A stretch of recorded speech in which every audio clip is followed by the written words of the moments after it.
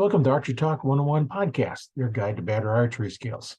We'll bring you the latest tips, tricks, and expert advice, but that's not all. We'll also have interviews with top archers and industry professionals and reviews of the latest gear and equipment and much more. Today, we're going to be talking about some bow fishing and other archery-related topics with our special guest today. Hi, my name is Roy Canterbury. I'm your host today here on Archery Talk 101. And before we get started, I just want everybody to know that as well as recording them on the audio, we also have the video goes out to my YouTube channel, as well as those in the Archery Talk 101 Facebook group have a little advantage because they get to listen to it and watch it live and even interact with it. So if you're not a part of that group, go ahead and join. It's Archery Talk 101 Facebook group. And today we have Tom on the line with us. Introduce yourself, Tom, and tell us a little something about yourself. So my name's Tom Webster. I live out here in Southeast Wyoming. I run one of Wyoming's only bow fishing charter businesses out here. Started back in 2020 and becoming pretty, super involved in everything, bow fishing stuff across the country as well. So as being, go ahead. Yeah. Now, if they're interested in connecting with one of your charters, how would they get a hold of you? Right now, so I'm in the middle of getting my website redone. So either my Facebook or Instagram right now is the best time where they can give me a phone call. So okay, and I'll put a link in the description to make it easier for her to find you. Yeah, that'd be perfect. So how'd you get started in archery? It was more of a rehabilitation thing. I got hurt and about 12 years ago, and I picked up just archery with a friend of mine, and we started elk hunting with a recurve, and then I got tired of missing shots with my bow and have an elk come in to thread the needle with a recurve, and I still haven't got that elk yet, but I still have fun chasing them with a bow. So sorry about the recurve, and then I bought a compound, and then when I got a compound, those shots I had with my recurve didn't show up anymore. So it was kind of, I don't know what happened. Yeah, you get the recurve, you get the good color shots, get the compound, and they disappear on you. Pretty much, or they come in where they're like, okay, here they're going to come in, and then I don't know. Or I just whiffed them, it happens. But it's still fun. I still enjoy. I think I go after elk more than anything, just because with work I always took my time off in September, so that would be the thing I chase mostly. And then bow fishing became a small little thing of where I lived, as like going for walks with my dogs and down by the river. And then evolved from from that to shooting fish out of a walleye boat to going on an actual bow fishing trip with old Brian Quaka down in Louisiana, to eventually in 2020 getting the boat and starting a guide business. So it went from one little hobby to trying to make it even more. So it kind of got addicting. Yeah, it can do that when you get it, something like that, where you have something that you enjoy doing. Next thing you know, it turns into a job, and as long as you're still having fun, then it's not really a job, right?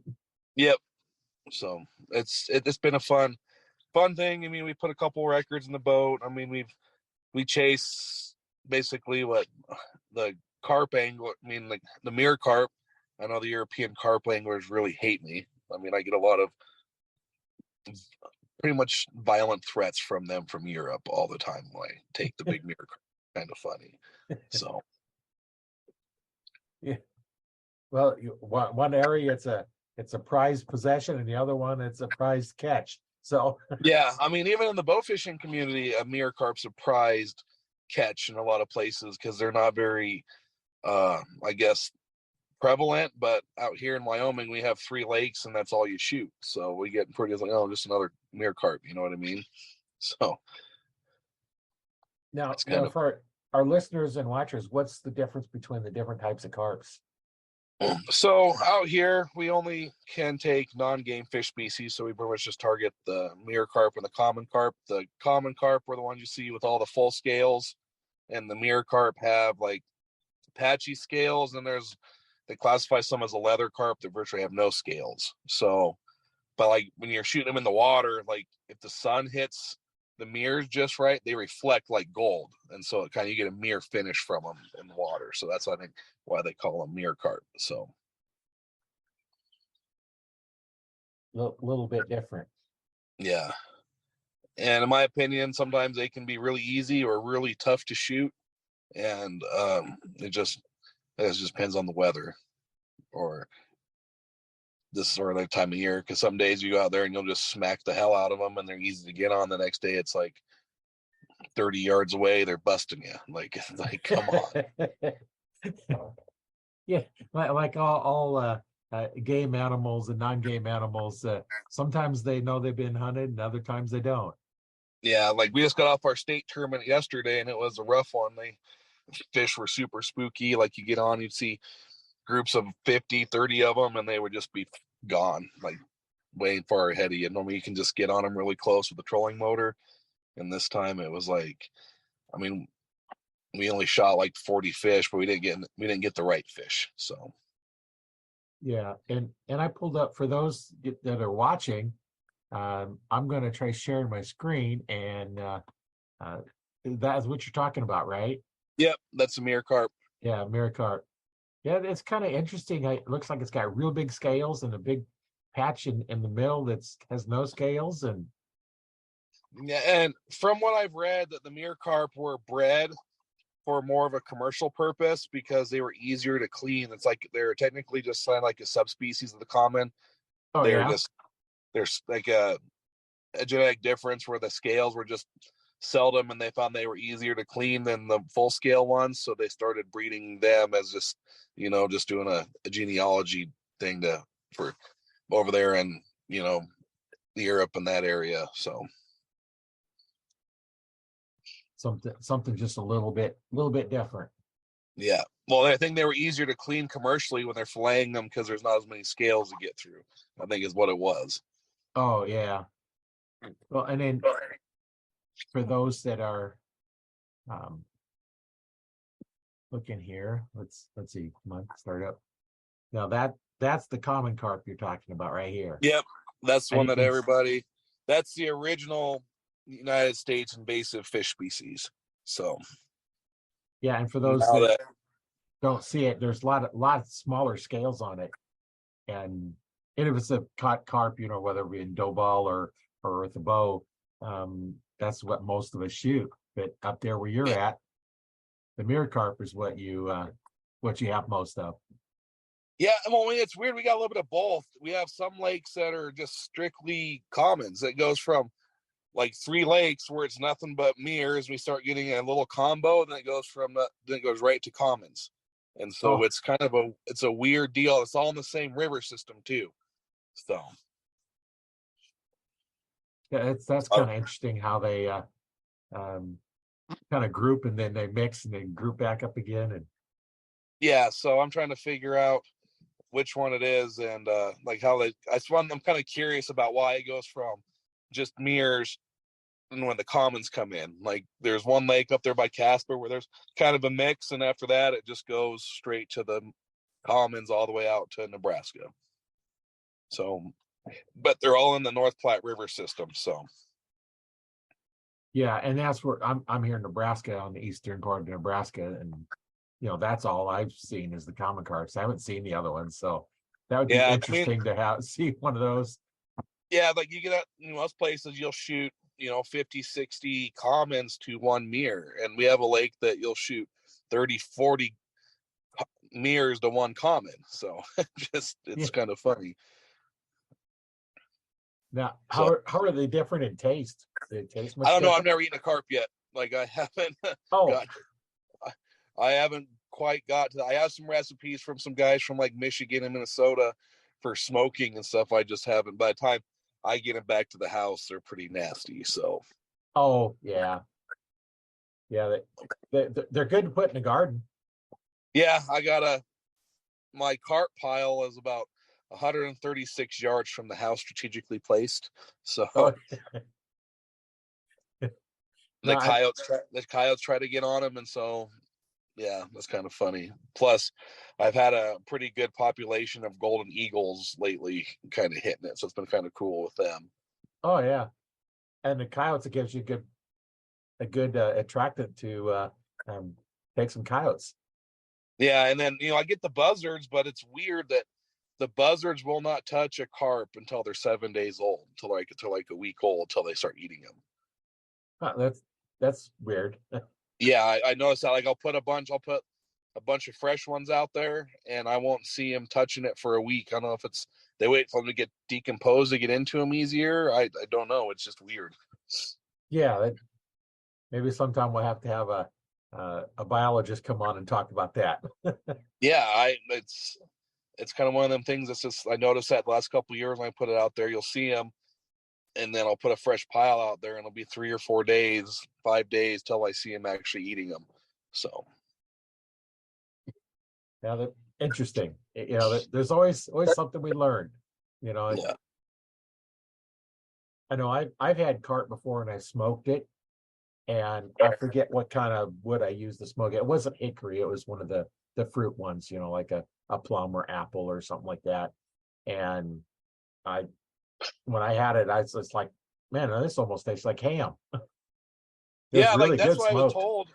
That's what my friend I've been told. It's kind of like a smoked ham. You got to cook it a little bit hotter. But excuse me, I've been told that don't get the really big ones like the 20 pounders. You want like the 5 to 10 pounders, the smaller ones, and get them in the springtime more when the water's colder. So and Yeah. they taste better. And they say same thing with those suckers. We got a bunch of those white suckers around here, and I just haven't tried them yet. I know everybody eats them in over like Michigan and that area, but I haven't tried them here yet. Yeah, it's good. You just gotta know how to fix them. And everybody says, the bone structure in the carp is so bad. And it's like, but when you look at some of the other bone structures, some of the other fish, like walleye, they have kind of similar bone structure. You got all these bones. Yeah, northern Um, pike, yeah, and yeah. So but it's yeah, just a matter of knowing how to deal with them, right? I guess. And then like I always tell people, it's kind of funny. They talk about like if I eat them or not. I was like, no, I haven't done it, but carp are one of the most sought after game fish worldwide and some of the most eaten worldwide. But here in the US, I guess we have other better eaten fish. I think that's why when they were illegally introduced into Wyoming and into the US, it was supposed to be for food populate, for the Europeans and the immigrants that came over. And then I guess there's better fish to eat than the carp. Yeah. Well, we have a local fish place that sells carp and catfish is all they sell. Yeah, That's the I've heard fish they about serve. that place. I've heard about that place. I There haven't been over there's there. there's a couple places that do that in here in Omaha area that catfish and carp is their main thing they eat. And when Yeah, they and do the are they serving the silvers or the big heads, or are they doing the commons? you can't tell because what they do is they score it. So when they fry the crap out of it, it burns up all the bones. So Okay, I have no idea what kind of because carp it is. I know that like talking to some guys over there because I've been over to and done a couple tournaments on like out of Blair on the Missouri River there, and I haven't. And I've been told for people that eat the big head carp, and they got that's really severe white meat, not like because they're more of a filter feeder, so it's a different flavor profile than Yeah. than the commons that eat on the bottom that are kind of more of a fatty red meat. So, and I know that's kind of been a big subject over there in the Missouri River and stuff. And I guess we're lucky we don't have them up the Platte River yet because I guess that river is considered a dead river over in your side of the state, so they don't migrate up past a certain point. I don't think so. Yeah. Yeah, that's it. They've got a lot of lakes, and then there's the grass carp. They keep in a lot of them to kind of keep the grasses down. Yeah, and But I, it doesn't work too I, well. yeah, I think that's where I get a lot of like I have a TikTok channel that first it got deleted like a year ago, and I revamped it. And the biggest thing I get is they're talking about how the carp help with the weeds and stuff. No, that's the grass carp that are used as a helping for the weeds and everything but they're they're triploids and they don't breed supposedly. But with the commons and everything, they just wreak havoc. And certain areas, they poison the wetlands and poison the lakes. I mean, Nebraska's had 3 big areas they poisoned off in the last couple of years to get rid of them. So Yeah, I know every up there once at in a while the they'll take a lake and do that. They'll kill well, it they all did. off, and Yeah, they just did one recently in central Nebraska, I saw. And then I remember a couple years ago they killed off the entire Ogallala wetlands to get rid of them. So I remember seeing a thing said calling all bow fishermen, come and shoot whatever fish you want to. We're going to poison it at this date. So, oh yeah, yeah, but I mean, there was some massive northern pike in that lake, massive largemouth and everything, and they just to get rid of them all, to get rid of the carp, they just said, we got to take a risk and get rid of them. So yeah. Sometimes you have to do that. You have to just, they get too invasive, just kill them all off. Now the Asian carp, that's a little different story because a lot of those in the rivers and they're jumping in the boats and everything else. yeah, And I mean that's fun. I've done it once or twice. Like if you're not used to. I mean, that's a kind of funny experience. But then you get some areas where you see how thick they are and how prevalent. And I think we talk about invasive species, and there's people trying to classify the common carp now as they're naturalized in the U.S., so they're not invasive anymore. I was like, they're yeah, the original invasive species, and a lot of places it still is. And it's like I think they took over every state in the lower 48 in less than 50 years. So, yeah, and I think that's what they're trying to stop with those Asian carp, trying to get into places. I mean, they're all the way up. I guess I think what stopped them going up into Montana and stuff for just those dams there at like Gavin's Point and certain spots. They just can't get past certain areas. So I think if they get into those big lakes and stuff, man, there's no stopping them. yeah. And kind of dangerous when you're going down the boat and all of a sudden fish start jumping in the boat after you. Yeah, like we've had a couple about take you out the knees. When you have a 20, 30-pound silver torpedo coming out of the water at you. That's kind of Yeah, and dozens of them. But I mean it's fun, but it is a bad thing that we have going on, and it was just I know they were brought over as kind of used as a tool in the fish farms out in like lower Mississippi and everything for catfish farms to filter out and keep the ponds clean. And then when we had those big floods, that's where they escaped from. So yeah. Well, and and when you mess with the ecosystem, take something from one country, move it to another one, the natural predators aren't there and cause yeah, problems. and that's the thing with the common carp. Once they get a certain size, there's no really natural predators for them, especially up here. You get some places like down in Texas, the big alligator gar, and there's big fish that can get them. They try to use tiger muskie in some of these places as a last resort to get them when they're small, but it's when they outcompete spawning with I think a female spawn a couple 100,000 eggs, it's kind of you really can't. We don't have other species that they just outcompete everything. So Yeah, it's been a fun whirlwind. Like I'm trying to build another boat here this winter, and I just got voted yesterday, 2 days ago, as the president of our bow fishing association here in Wyoming, and oh also cool. then I'm also the state rep for the Bow Fishing Association of America. So I get pretty big into it. Right now we're kind of fighting a battle with our state parks for seems like bow fishermen are getting targeted for illegal fishing, and so they're trying to make us have a 400-yard buffer between like any man-made structure, which eliminates half of our lakes pretty much. Virtually eliminates all the spear fishermen. I mean, there's not very many of them. Or if you want to go wading and bow fish for carp, you can't do it because it's violating but under the Game and Fish, under the fishing regulations, bow fishing is considered fishing equipment for non-game fish species. So we're going through a little tussle right now that's making it really difficult for us here in the state. Yeah, it seems like we get something that's fun to do and perfectly legal to do. They want to make it illegal now. Yeah, they were trying to classify bow fishing, bow, and archery stuff as a firearm, is what it states under the regulations. As a So, firearm. yep, and it's state something like any firearm, and then it says like archery or whatever, will be considered a firearm too, and it's a 400-yard barrier between any man-made structure. And so they're talking about roads and fence. I mean, it's just pretty much a dam is a man-made structure. So like you can't pretty much eliminates so many areas for it's kind of I think it's just they're not very educated on like only realize how far 400 yards actually is. Sometimes 400 yards is across the entire lake. So right, and you're not shooting a bow that far.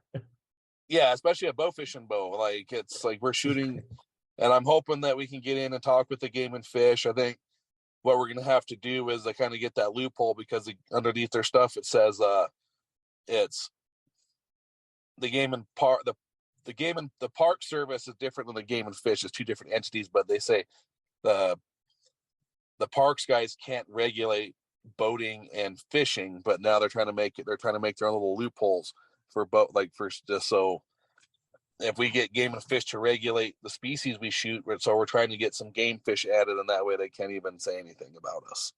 So, yeah, but I mean, it's gonna get into I think where we got to go and sit down and be like, where is your proof of? Because we had some guys get some tickets recently, and there was no people calling in for disturbances or anything. Most time the public is really interested in what we're doing, and kids especially come out. They're like, "Hi, what are you doing?" Or we're doing the evening time, and because we try not to go around campgrounds, but sometimes you come around a corner and there's a camp or somebody fishing, and so it's not like we're intentionally trying to be around other people. But the kids come up to the bank and try to talk to you, and they call us the alien boats because the lights and oh, but for the most part, the public here and other fishermen, or like especially the walleye guys and some of the trout guys, I mean, there's a fine line between some of the fly fishermen like to target them, but for the most part, they want to get them thinned out because they do go in when during spawning seasons, like when walleye spawn and trout spawn stuff. They go in there and they start eating the eggs,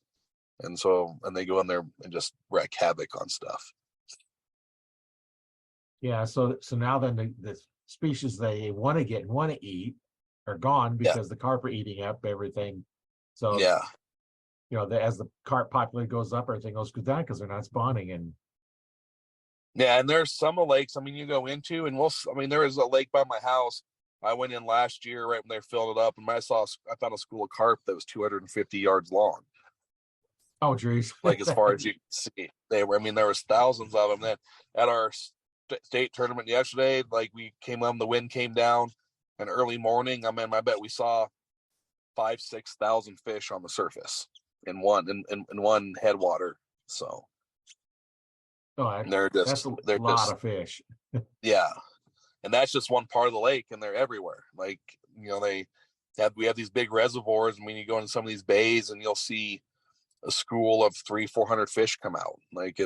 And then you come back, and here they come back in again, or it's a whole nother group. And we have, thousands and thousands of fish. And I tell people, like, the bow fishing that we take doesn't even dent the population of what's in the lakes.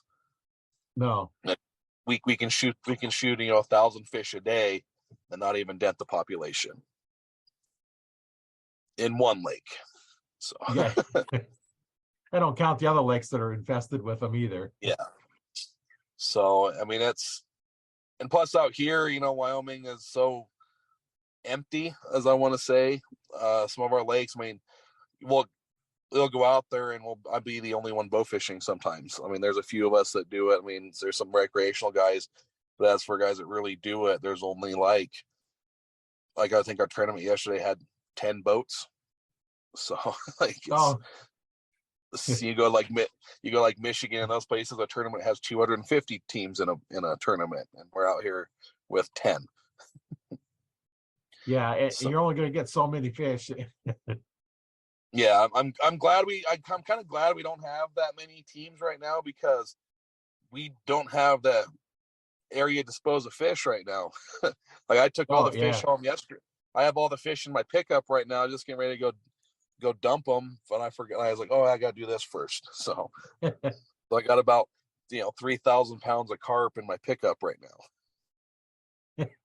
That's a load of fish. Yeah, I mean they're all like 10, 12 pounds, but they're not like the giants we shot last year that were all in the 15 to 20 pound range. So it just is what it is. But yeah, so I have a whole. But we had some issues. I've been on a mission of not dumping carp, so we get a bad name. And with our stuff going on with our game with the state parks and stuff now, I don't want to give them any more ammo when we have floating dead fish on the beaches and Oh not yeah. supposed.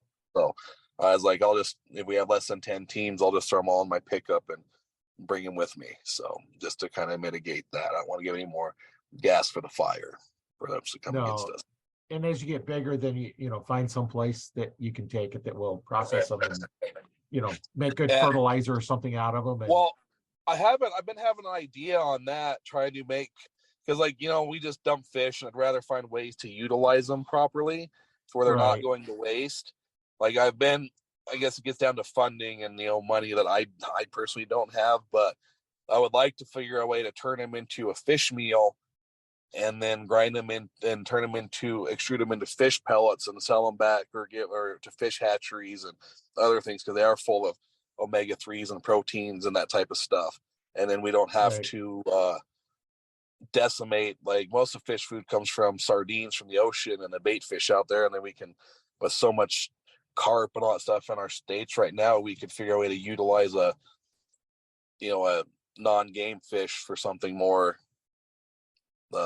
productive, so without having to target ocean deplete the oceans anymore. I mean, as a commercial fisherman, I've seen it, but it's one of them deals. I'd like to turn an invasive trash fish that we have no shortage on into something more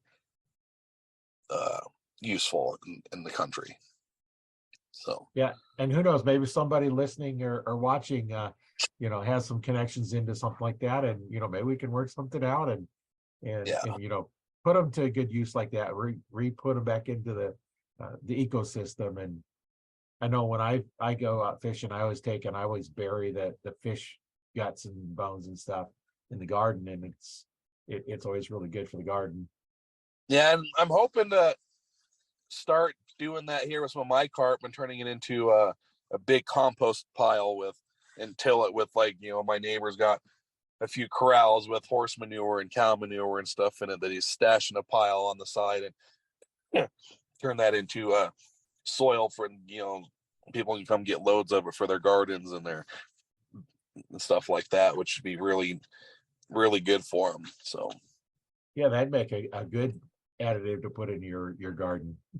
yeah, so there's ideas out there. It's just getting the time and stuff to do it, like everything else. When you have so much, I work a full-time job in the oil field on top of all of this, so it's Oh, I'm pretty busy on some days. I don't even get to do my own housework by the time I'm done with stuff. So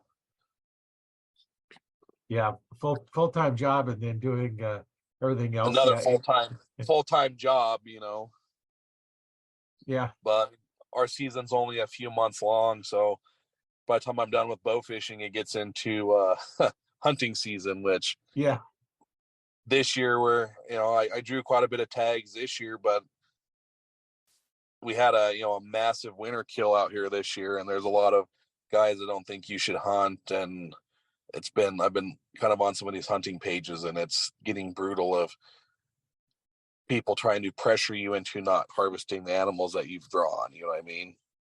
And so, it gets into, like, do you want to, there's some areas that weren't hit as hard, and we've been battling, CWD and EHD in some places, but you go to the western side of the state, absolutely got hammered with the animal die-off for deer, and especially, and deer and antelope especially. So it's kind of sad driving to Craig, Colorado for work, and you'd see 300-400 dead deer in the whole trying to be on the roads, get out of the snow, and those truckers just plow through them. They don't care.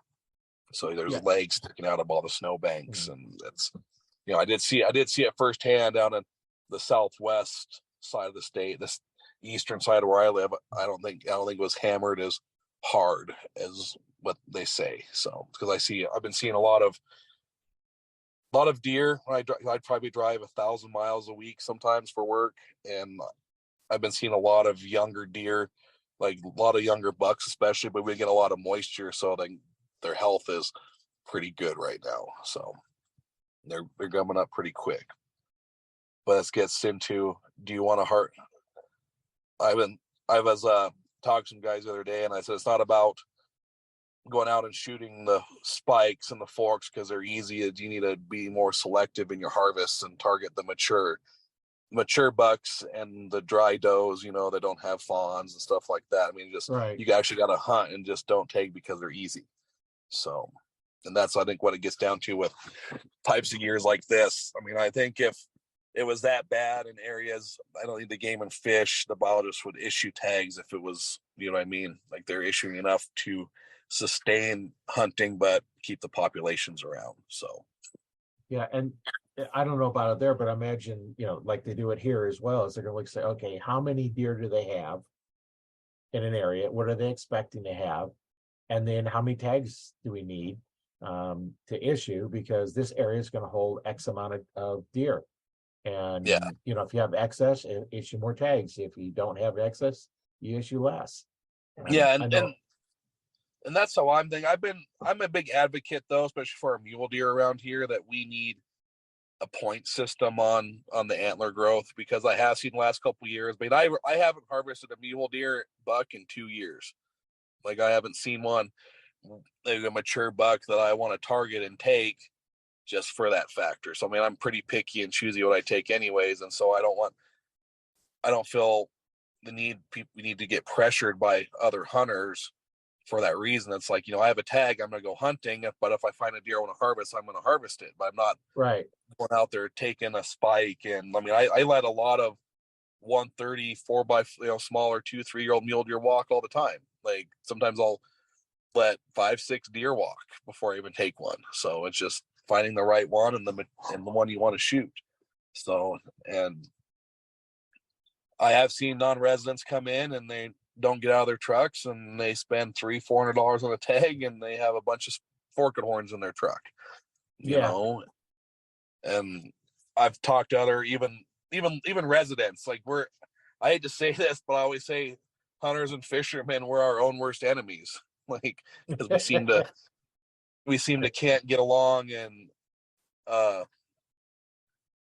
be for the same cause for some stuff. Like you see it in some of these forums, you see a kid with a big 30-pound muskie that they randomly caught on their kid pole or whatever, and they're keeping, you have these adult men that are scouting the kid and their parents for keeping that fish. You should teach catch and release. And I was like, that fish right there could have got that kid a lifetime addiction in the outdoors. I was like, Right. we should be, if it's legal and we have the opportunity to take them, we shouldn't be pressuring each other to do stuff, is how I feel. Like we buy the licenses ourselves, and our, I guess, divisiveness in the hunting and fishing community only gives the people that are anti that, gives them more fire with our own ammunition that we give them. So, Right. like, I think if we came together more and be more, what's it called, a close knit and support each other, we'd have, I think, a lot more, I guess, ground to stand on when it comes against the anti-hunters and the animal activists and everything. But right now we have, a bunch of bad apples, and that's what they look at as the bad apples of the group. And quite of course, like I will say, when I post some stuff and I get a smart ass remark, I become a smart ass back. So like, Yeah. I can't help it, but I try to do a lot more stuff as an educational, like, hey, we need to not be pressuring other hunters. Some guys might be the only time they ever come to Wyoming, and sorry that they put in before the winter kill hit, and it's not their fault. And if they want to come out here, it's their right to harvest a tag, but it's, our responsibility to, like I said, do the selective harvest and harvest mature deer and not target the easy ones just because they're easy. So yeah, I know, if it's out your first year, I told my kids to go hunting, deer hunting. And I was like, okay, this is your first deer. the first one you see, go ahead and shoot it if you want. Yeah. If it's a fawn, whatever. After that, we're going to talk about letting fawns walk. And Yeah, and but your first year, get one.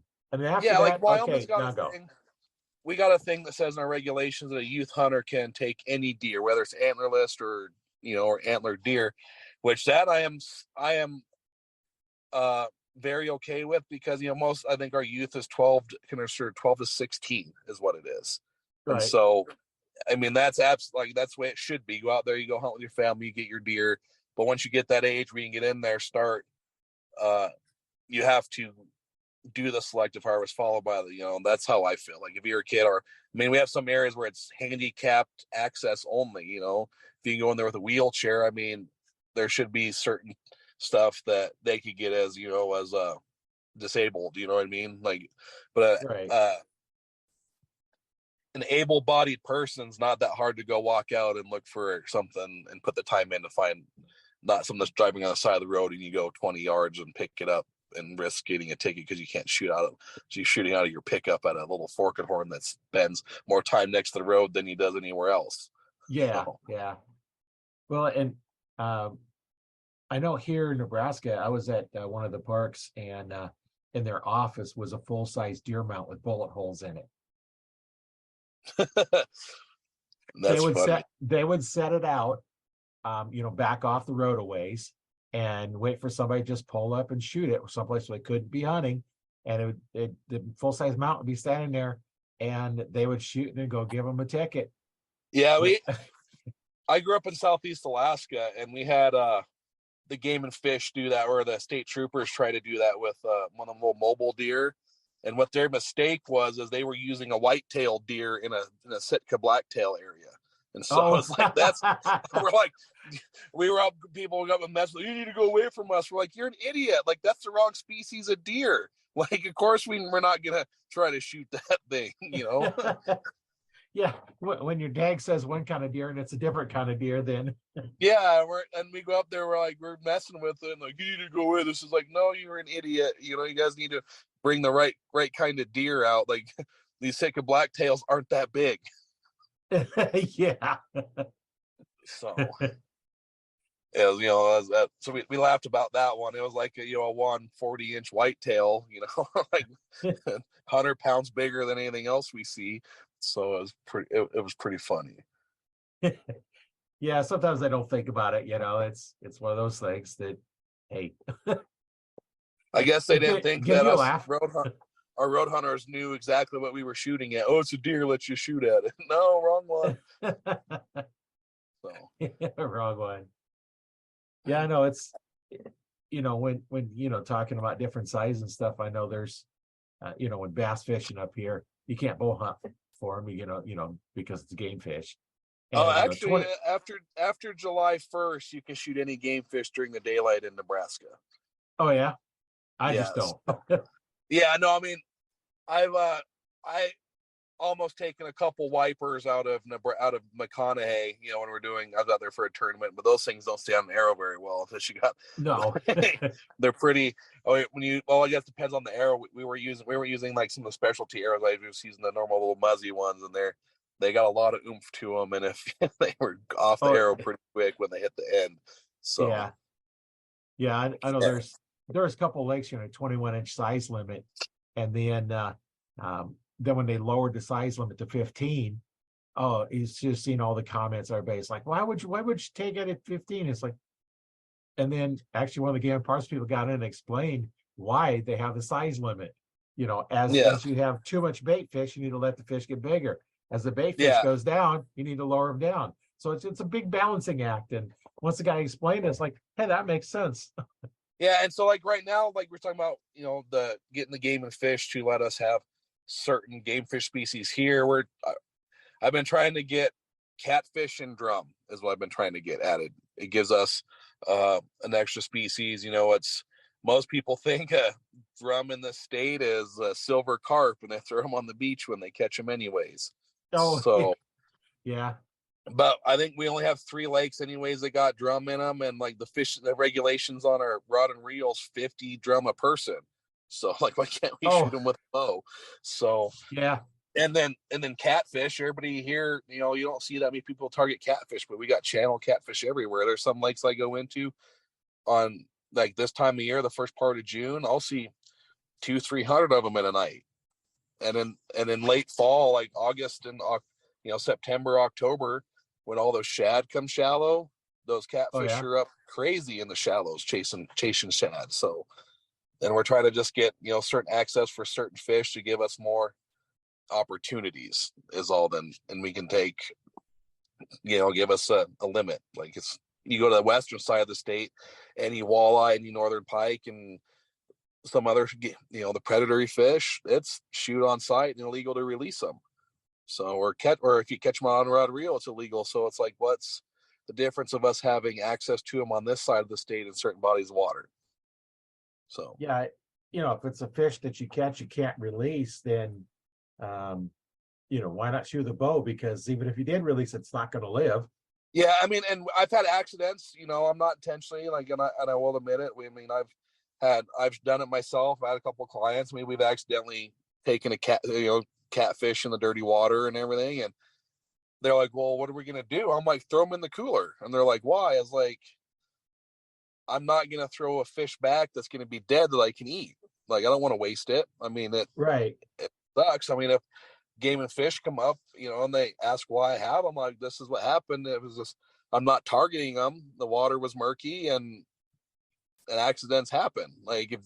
But I'd rather take the fish home and eat it than throw it away because, we have that wanton waste rule. Like, they see a bunch of catfish dead with an arrow hole in it, with my name, airing the opportunity. I'm like, hey, Tom, why are we seeing game fish with arrow holes in them? So I'm riding a fine line on that aspect, and so that's kind of what I want to bring up. We have a meeting with the Game and Fish, but we do have accidents where we shot catfish and stuff like that, and technically we're supposed to toss them back. And so I mean it's a tough one because over in McConaughey, spearfishing is really big for like walleye and all that stuff, but you have a size limit. And my friend's the assistant superintendent out there, and he was telling me, like, he talks about, like, yeah, they're supposed to, if you shoot one that's under the size limit, you're supposed to just release it. It's considered a released fish, even with a spear hole in it. So I was like, that kind of defeats the purpose. Like, if you're a spear fisherman, your limit's 2 or whatever, and it shouldn't be what size, you should just keep the 2 that you shoot, and that's kind of how I look at it. It's hard to judge a 14-inch from a 16-inch underwater. Right. So, yeah. And then to shoot it and then release it, or spear it and release it, it's going to die. Yeah. So it should be now you're wasting it. Yeah. Yeah. So it should be if you take a fish, you only get to shoot 4. So be selective on the ones or 2. I know if it's 2 or 4, I forget, but it's like, be selective and take the ones and don't just shoot one because it's there. And it's like, oh, I want to get a bigger one now. It doesn't make that one doesn't make sense to me. So yeah, that encourages to just throw back dead ones. Yeah, but yeah, it's been a fun deal with the archery hunting. I've been kind of slack in the last couple of years. I haven't hunted with a bow in probably 3 years now. I don't think, just the time and everything. I need to go. But I have a brand new PSE sitting in a custom built one sitting in my closet, and I haven't even put a sight on it yet. So,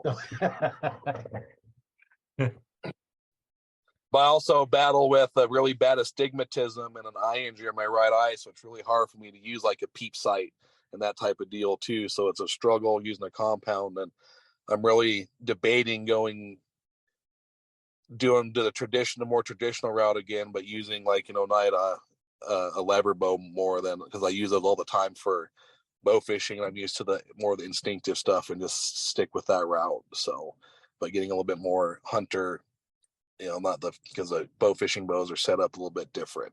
So right. Oh, you're shooting a way heavier arrow and you have a string tied to it. Yeah. So I mean, it's difference between shooting a 500-600 grain arrow to an 800-900 grain arrow. Yeah. So, or in my case, my hunting arrows in the 400 range. yeah, and that's what I mean. I have I just, like I said, I have a bunch of archery stuff, and I think at one point I kind of went from using the cam bows for clients, the compounds, to the lever bows, just because they're a little bit more forgiving on, especially they got those new Vader. Have you seen those Vader carbon sabers that are out? Have you heard of them? No, I don't think I have. There's so many things that it's hard to keep track of them. Yeah, and they're camless lever bow. They're made here. Well, they're built by a veteran-owned company out in the East Coast. But what sold me on them is I watched the guy dry fire it 50 times and didn't mess anything up on it. Oh, And like I use that. I use PSE for a long time for all my bow fishing bows. But you get a client that accidentally dry fires. You pop a cam, bend a cam, and it's spent a lot of time trying to fix that stuff with a bow press. These, I don't need a bow press. You can dry fire them. I mean, and they're super light. They're like 2-3 pounds. So I went to those for a client aspect, and I played around with them with what I get. When you're bow fishing, you get arm fatigue just by holding your bow for 10-12 hours during a tournament. yeah. And so, I mean, you get the Oneidas are great bows, but we have those couple other companies, but I still love mine, but there's different aspects of what you use for different bows, like everything else. Right. But that's nice playing with those little Vaders because they're light. And when I'm up running, if clients say I can shoot or whatever, or if I have some ones I can do, I've been looking at for tournament where I'm running, the bows are smaller. And so I'm not in the way of stuff when I'm trying to, steer a boat in a tournament. So I've been thinking of that's why it would be good for that. And they're very good for that, all that stuff. So, I mean, I've been pretty happy with them. I got, I think 4 more of them coming in the mail here. So, oh yeah. Well, I found Vader bow fishing bows here. Let me go ahead and share my screen here and see. Here's a set. They do look like they're really short Oneida. And they're a camless bow, so there's no cams. They're like the same kind of style. Like there is a difference between the cam, but these they feel more like a recurve when you shoot them compared to, they don't break over like a cammed bow. So that's the only difference that some people don't like. But they're all made out of carbon fiber, so they're super light and super durable. So these are the bows that you use when you come out with me that I switched to. Yeah, and those just look like the Oneida, which is kind of been around for a long time. Yeah, so there's 2 other companies that make the camless lever bow. One of them's RPM out of Utah, and then there's a custom ones. They're called the G-Net through G-Strings. But I mean, these bows are in the mid range for prices. They're not that expensive, and but those, I mean, it's just all different ones, and I just like the weight of and the durability of the Vaders over the RPMs, and then the G-Nats are just they're a custom bow, and I mean that's $1,000 when you're done with building one of those things. So oh yeah, Shields has the RPM Striker bow, and it's like 620. The Vader, bring up the Vader here. I think they're at like $519, I think, for the carbon state, $489, I think, and then $519 for their new shorty. They got one that's for kids, and that's like a 38-inch, so they're a little bit smaller. So, 23 to 32-inch draw length, that's a good range. Yeah. 40-inch, 8-inch brace height, that's a nice big brace height. So yeah, and then they have a smaller one out now called the shorty that's even smaller. Well, let's more. Oh, there's the shorty. Yeah. Yep, that's more for women or people with shorter arms and kids. So, I'm getting 2 of these shorties in the here shortly, so I can do a pretty good review on them. So, I'm kind of looking forward to playing with them. I like playing with this stuff. So, yeah, that'd be interesting when you're done playing with it. Upload your opinion to the group and let us hear what your opinion is. And that's kind of one of my favorite things to do, like with the bow fishing stuff. I try to go around. The community is pretty tight knit. I have friends all over the country, and I try to, support all the little businesses and the other guides that have been really good. When I first started, I've had a couple reach out like, oh man, it's cool that you're doing this here in Wyoming and anything we can help you with. So I met some other outfit, I'm trying to make it pretty big out here. And it's been a thing that's Wyoming is not a place that people think it's come bow fishing. It's all let's go fly fishing and elk hunting. And then now, here comes, I had a friend laugh. He's like, all of a sudden during COVID, here comes this guy from Wyoming posting all these videos, all these are like, when did Wyoming have bow fishing? So, especially since you started it. well, I didn't really start. It's been around a while. I mean, we had our seventh annual bow fishing tournament. I've been to 3 of them or 4 of them. So, I mean, it's still relatively kind of new. I mean, like there's a few serious guys. I kind of came in later on with doing the YouTube and stuff like that and the videos and posting the guiding thing. There's another guy that was guiding up and he was been really good too. Like he's like, hey man, we've been doing this for a few years.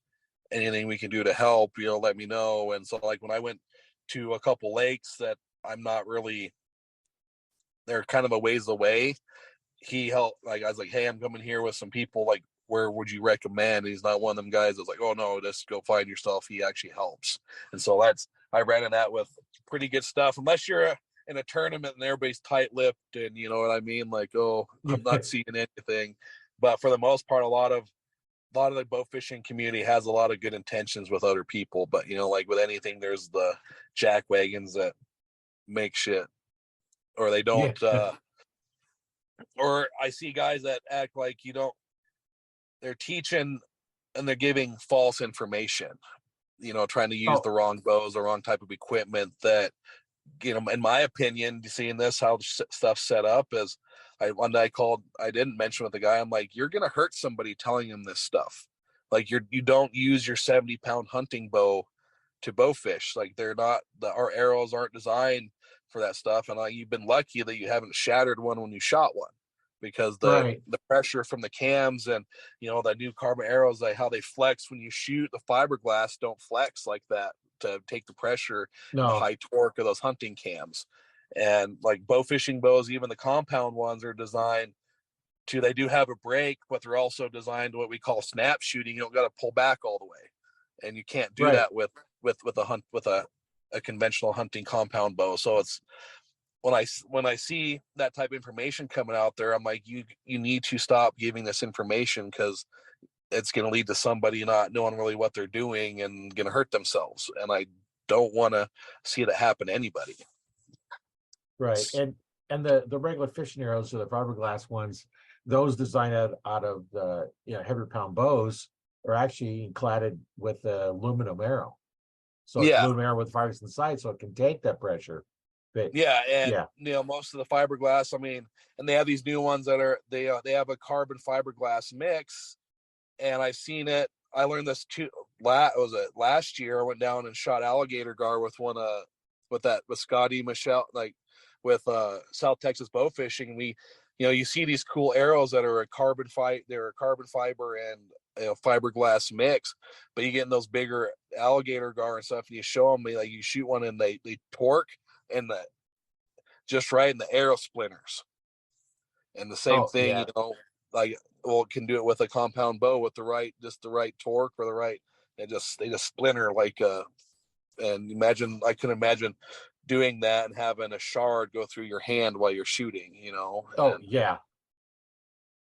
or something just exploding. And like, I'd rather, if you're gonna get into bow fishing, just spend the money and get the proper equipment. I mean, in the long run, you're gonna get addicted to it anyways. So don't convert your hunting bow to a fishing bow. I mean, the only ones that you recommend, I would say, unless you're shooting your traditional recurve, that the wooden arrows are kind of similar, like that'd be the only one I'd say.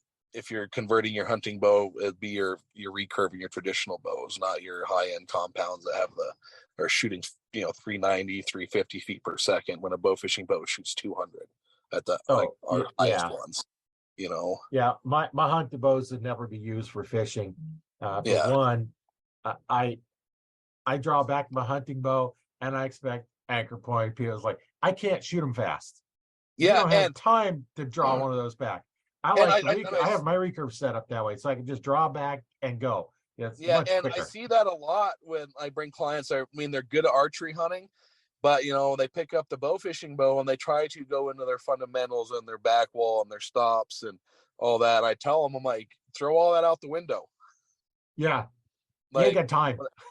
yeah, I was like, it's not even that too. It's a whole different style of shooting. You're trying to do instinctive, and so like by the time you try to get that, you get your rest and your normal stuff, and you're shooting fingers. You're not shooting releases, because releases to me in bow fishing are pointless. Like you, Right.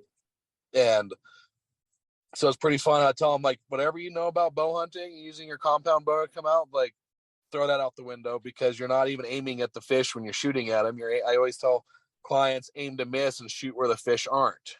So, because you got Right. to play with that refraction. I was like, just because the fish is here, you got to go underneath. And I always say, I always tell them, aim to miss. So, Yeah. Yeah. I actually did a little video one time. Somebody asked a question about, shooting at a long distance bow fishing. And I said, you well, got to aim one, over them. You got to aim yeah, over them on that point. So, yeah, you got your angle and everything. So I actually took a glass of water and stuck a rod in it, and you can see it just jumped over. This is why you can't shoot where they're at, because they're not there. They're yeah. elsewhere. And then when you're shooting fish on the surface, like when we see the potting fish, you see their backs out, you got to aim on the opposite side of them, because how far that arrow drops, you aim on the opposite side of the fish, because then the arrow will fall in and hit them that way. So Yeah. it's fun. What I need to get to do for clients is I want to get a nice laser pointer, so I can aim like in front of the fish, aim there, and you're going to hit the fish, aim at the dot. You know what I mean? Yeah. And so, because sometimes they have a hard time seeing fish, and they're like, "Where are you seeing?" Like, it's right there. Like, shoot. So I want to, if I get the laser pointer here, aim at the dot, bam, because it automatically will do the refraction. I can see where the light hits the fish. Aim at my laser pointer dot, and then you'll hit the Yeah. fish. So, Yeah. because the same concept. So, Well, and the guys that try to use your hunting setup for bow fishing, it's like, well, you can't shoot it the same. Would you shoot your shotgun the same way you shoot your bow? No. yeah. Would you shoot your rifle the same way? Would you shoot your handgun? No. And then, You don't shoot them the same. They're different. and I can't imagine the arm fatigue. Like, I shoot, like, around 40 pounds, like, I think is the most recommend. I mean, most of us shoot for our high end, bigger, deeper fish. We'll shoot, 40 to 45 at the most. But most bow fishing bows are in the 20s and 30s, because when you shoot several hundred times a night, the arm, like, I couldn't draw my compound bow back that much. I'm tired after 30 shots, when I'm Yeah. practicing. So there's that too. Like, the more arm fatigue you get, the more, I guess, you have risk of hurting yourself and failure. And same thing with, when the bow fishing, like, more you get tired, Right. the more risk of accidents that's going to happen towards the end of the night. Like, you can miss and whatever, dry fire, and then you can mess up, also if you slip, whatever, and they're fixing a cam on it, those bows will blow up. Not like the bow fishing bows where the cam just, rolls over, because the torque isn't there. So you're Right. risking blowing the cams up or blowing your bow up, and you're out $2,000 on one of these Matthews. So, Oh yeah. And Matthews do not take dry fires. mm-mm. I don't think Yeah.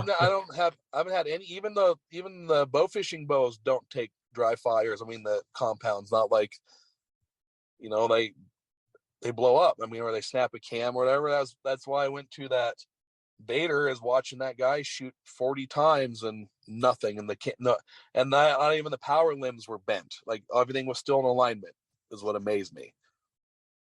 Yeah, So, that's going to do it, because we all know, if you're out there, you're drawing up, the arrow slips off, the nock slips off the string, and yeah. you dry fire. The compound is that stomach turning sound when you dry fire a compound. And Oh man, or your wrist, or yeah, you know what I mean. Like, I've never dry fired. I'm a knock on wood, one of my hunting bows. I hope I never do, because it's a bad day.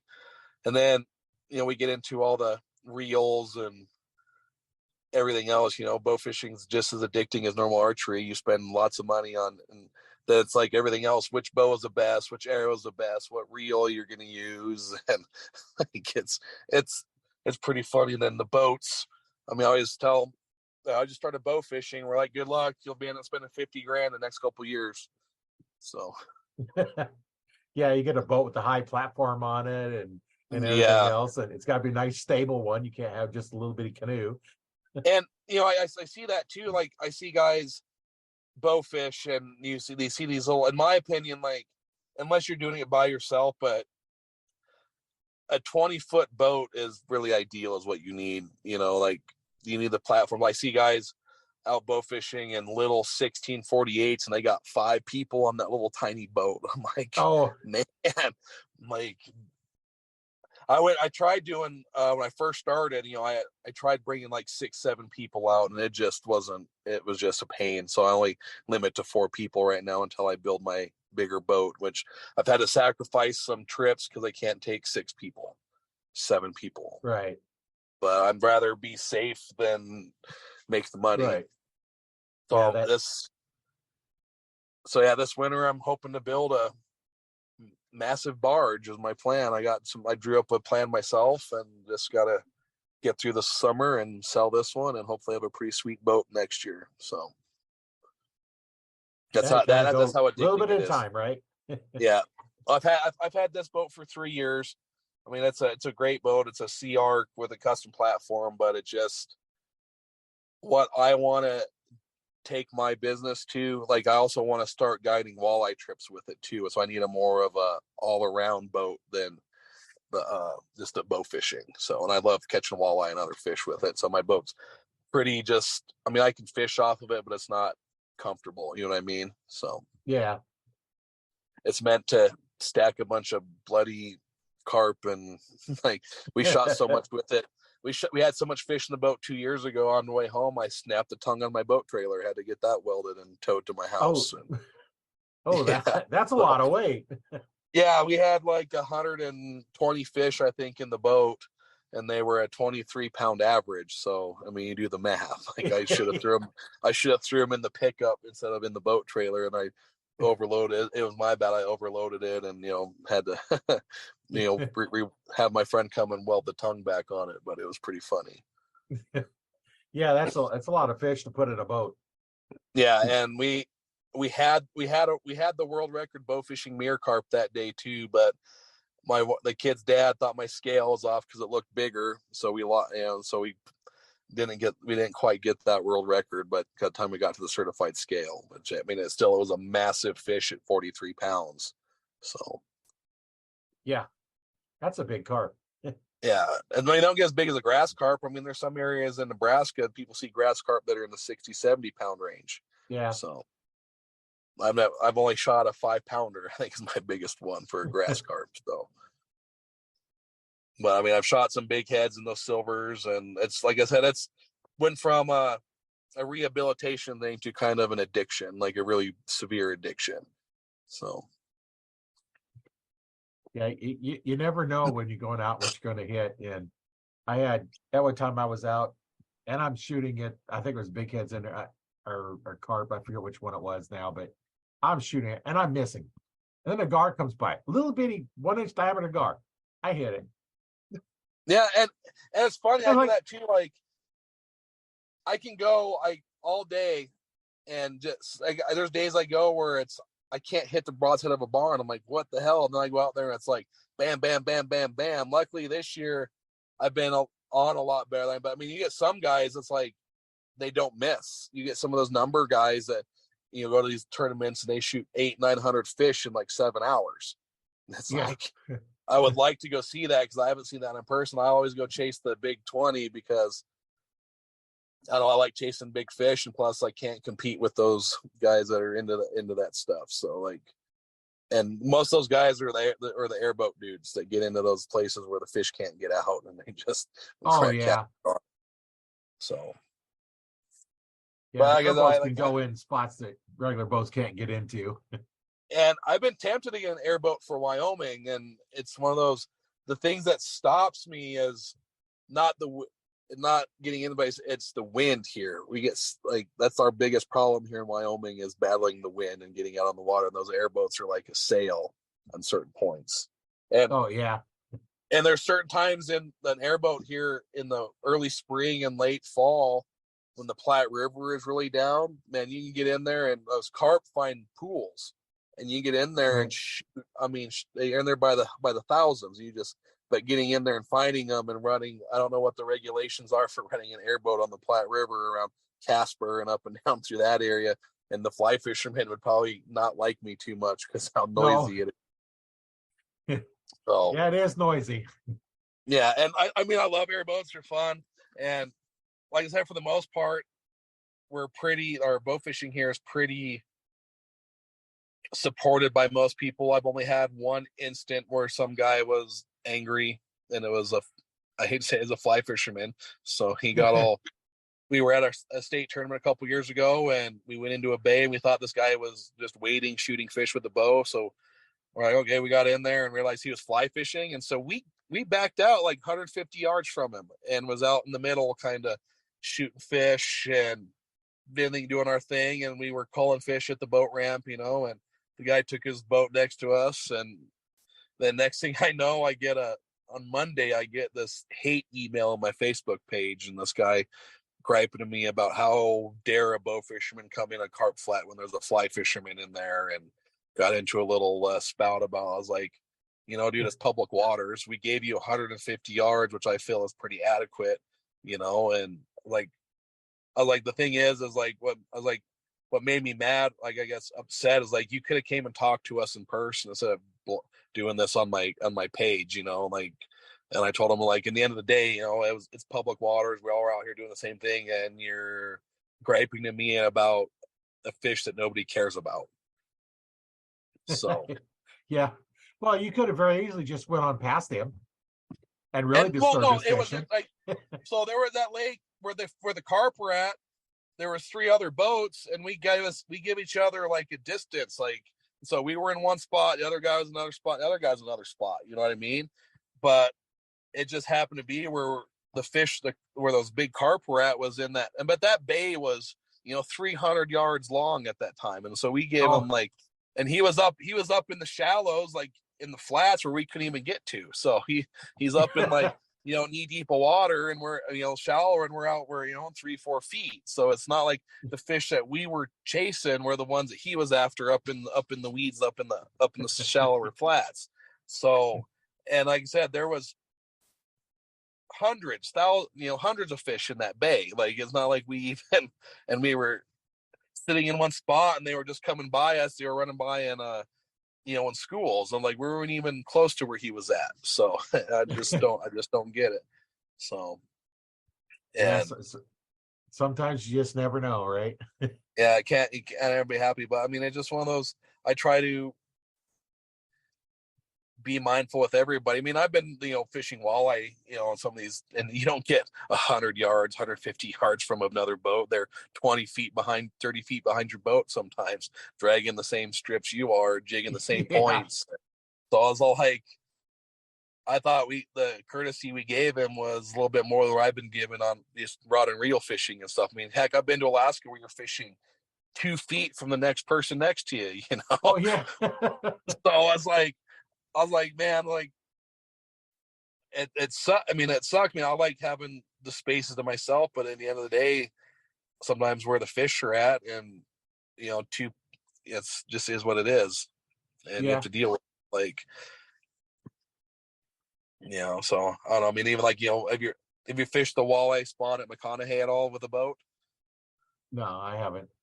Yeah, that one is like, you gotta basically, your lure is under the bow of the boat behind you, and you got guys fishing on the beach sit 10 feet from you to your right. There's so many boats and people on that dam, and it's like, you know what I mean? It's like, it's a fun but stressful fishery. If you ever get a chance to, you'll catch some big ones. But I used to do that every year. I haven't done it in a couple years, but it was fun going out there catching 8-9 pound walleye consistently. So yeah. Those are good sized ones. Yeah, but what else do we have a question for this? Anybody have questions for what's going on? I don't know if anybody live or. No, I haven't seen any questions come through yet, but I mean, I get a lot like on my TikTok and stuff. The biggest question I get is like, what? Like you asked earlier, what we do with the carp when we shoot them, and so that's the biggest question asked by most everybody. Or it's like, how can you do that to carp? They're such a great fish, and they're a game fish, and they're naturalized in the United States, and you should, I've got some guys from Europe. They're like, all right, Buzzer, I'd come over there and kick your ass. I'm like, fly over here and do it then. Yeah, like no, and go ahead and try it, right?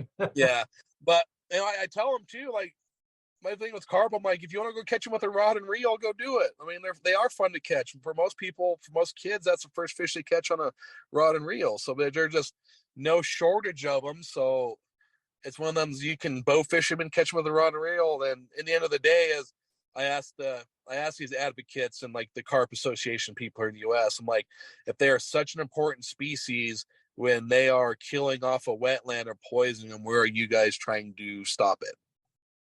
Like, you're nowhere to be seen until us bow fishermen come around, and then now we're the most evil person around for killing a carp. So, yeah.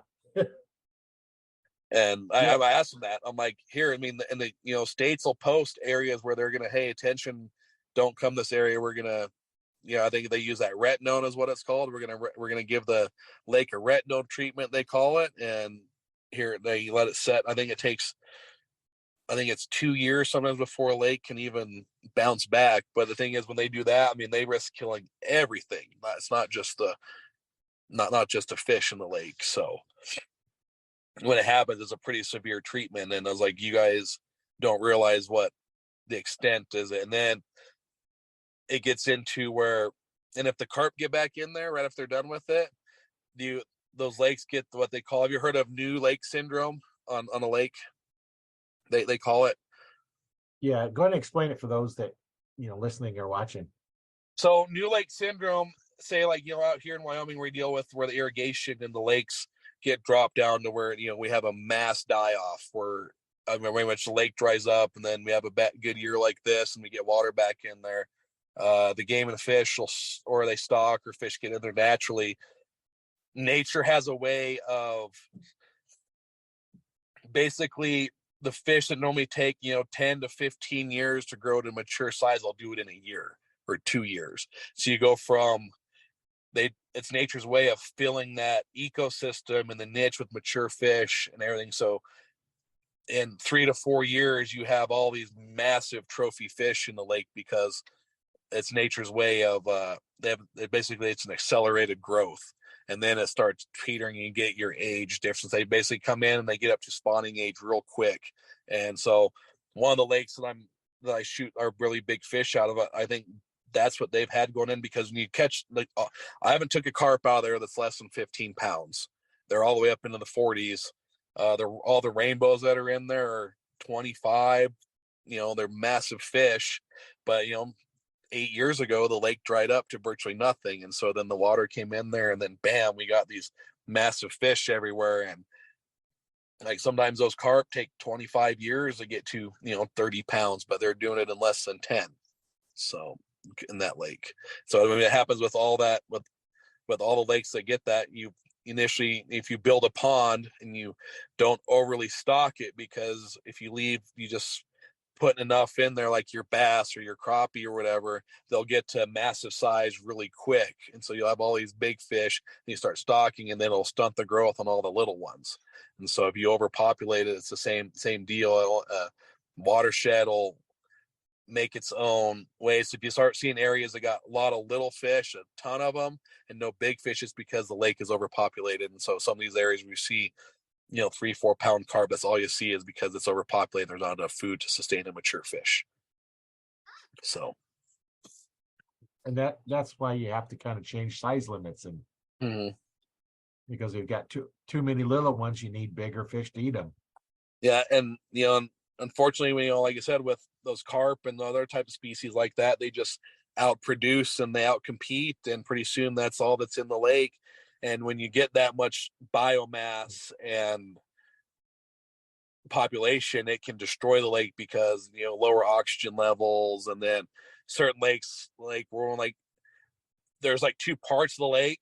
One part is super infested with carp, and it's just, I mean, water's murky, you know, have poor visibility, and you go to the other side where the little channel goes through, and there's a few carp in there, but it's crystal clear, and you see down to 10, 15 feet in the daytime.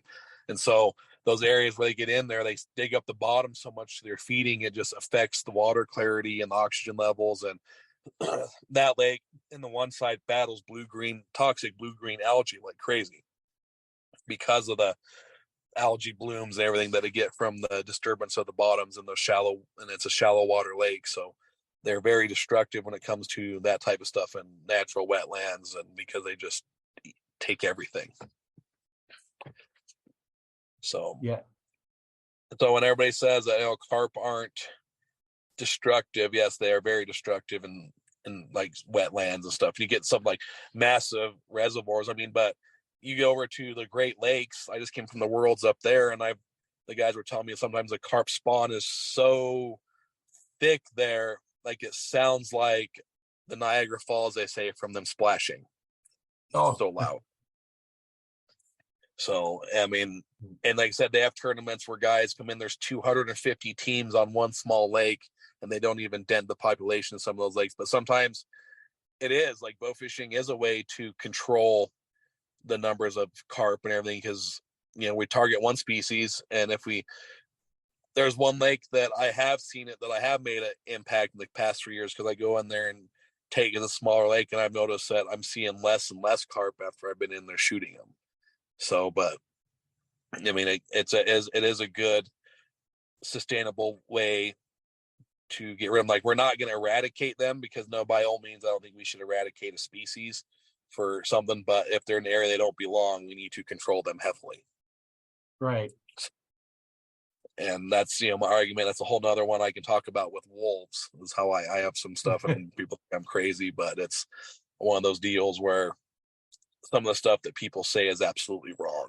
So Yeah, you get that a lot in a lot of places, and you know, there you can find anything you want on the internet.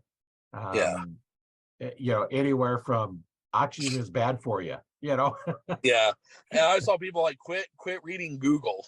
Like when I see some of these, you know, and a lot of the people that comment are young kids that, like, I was like, you're talking to a guy that's been, you know, that does this for a living, and just because you find it on Google on one page doesn't mean that's what like when I talk to biologists and stuff like that. And then, but the other thing is, we get biologists that come in that are animal rights activists, and they don't play the middle ground or stuff, and they basically cater to their own beliefs, and they make it hard for everybody else, because Right. this is what their beliefs are. And I always said, if I was ever a game and fish, whatever, no matter what your belief was of what you believe on something, you need to play the middle ground, because there's always two sides of stuff. Like, there's a group that wants and a group that doesn't, and the best way is to find that commonality right in the middle, so everybody is happy. Yeah. And I've seen that with biologists up in Alaska. Like, this one lady was a crab biologist for the red king crab, and there's areas you can go and just, you know, fishermen were like, look here, this is where you catch them. And she didn't want to believe that they were there. And then when they do studies, they'd put pots where area that king crab don't live. And so, like, well, so your data is skewed because you're putting stuff where they don't live at. So, Right. and so I think we see that all the time in the outdoor world, as you see sometimes data doesn't match what you really see in the wilderness. Like, I've been preaching for like I said, a point system here in parts of Wyoming, and one of the biologists, he told me, like, well, we got other trophy areas. I was like, now our trophy areas this year, like where the big ones are, have been hit dramatically. So it's like, so now I bet you're wishing we put those point systems into effect 3 years ago, 5 years ago. And there's areas where they've done the deer populations have had bad years, and they put points restrictions. In like 3 years they bounce back pretty quick, because you have the age group between like the mature and then the small bucks. Because like the area where I live, I mean, the deer population is still here, it's got a sustainable amount, but I'm also right in the epicenter of the CWD epidemic. It's right where it discovered. And so we're in like a 50%, I think, data range of like positive tests during hunting season on animals. And I've seen some guys that are just messaged like, oh, the CWD isn't real, it's not, doesn't take effect. I was like, absolutely it does. I've seen deer, I've shot deer that were emaciated where they look like a skeleton, and it wasn't EHD. Like EHD, kills a deer pretty quickly. CWD is a slow, horrible death for a deer, I believe.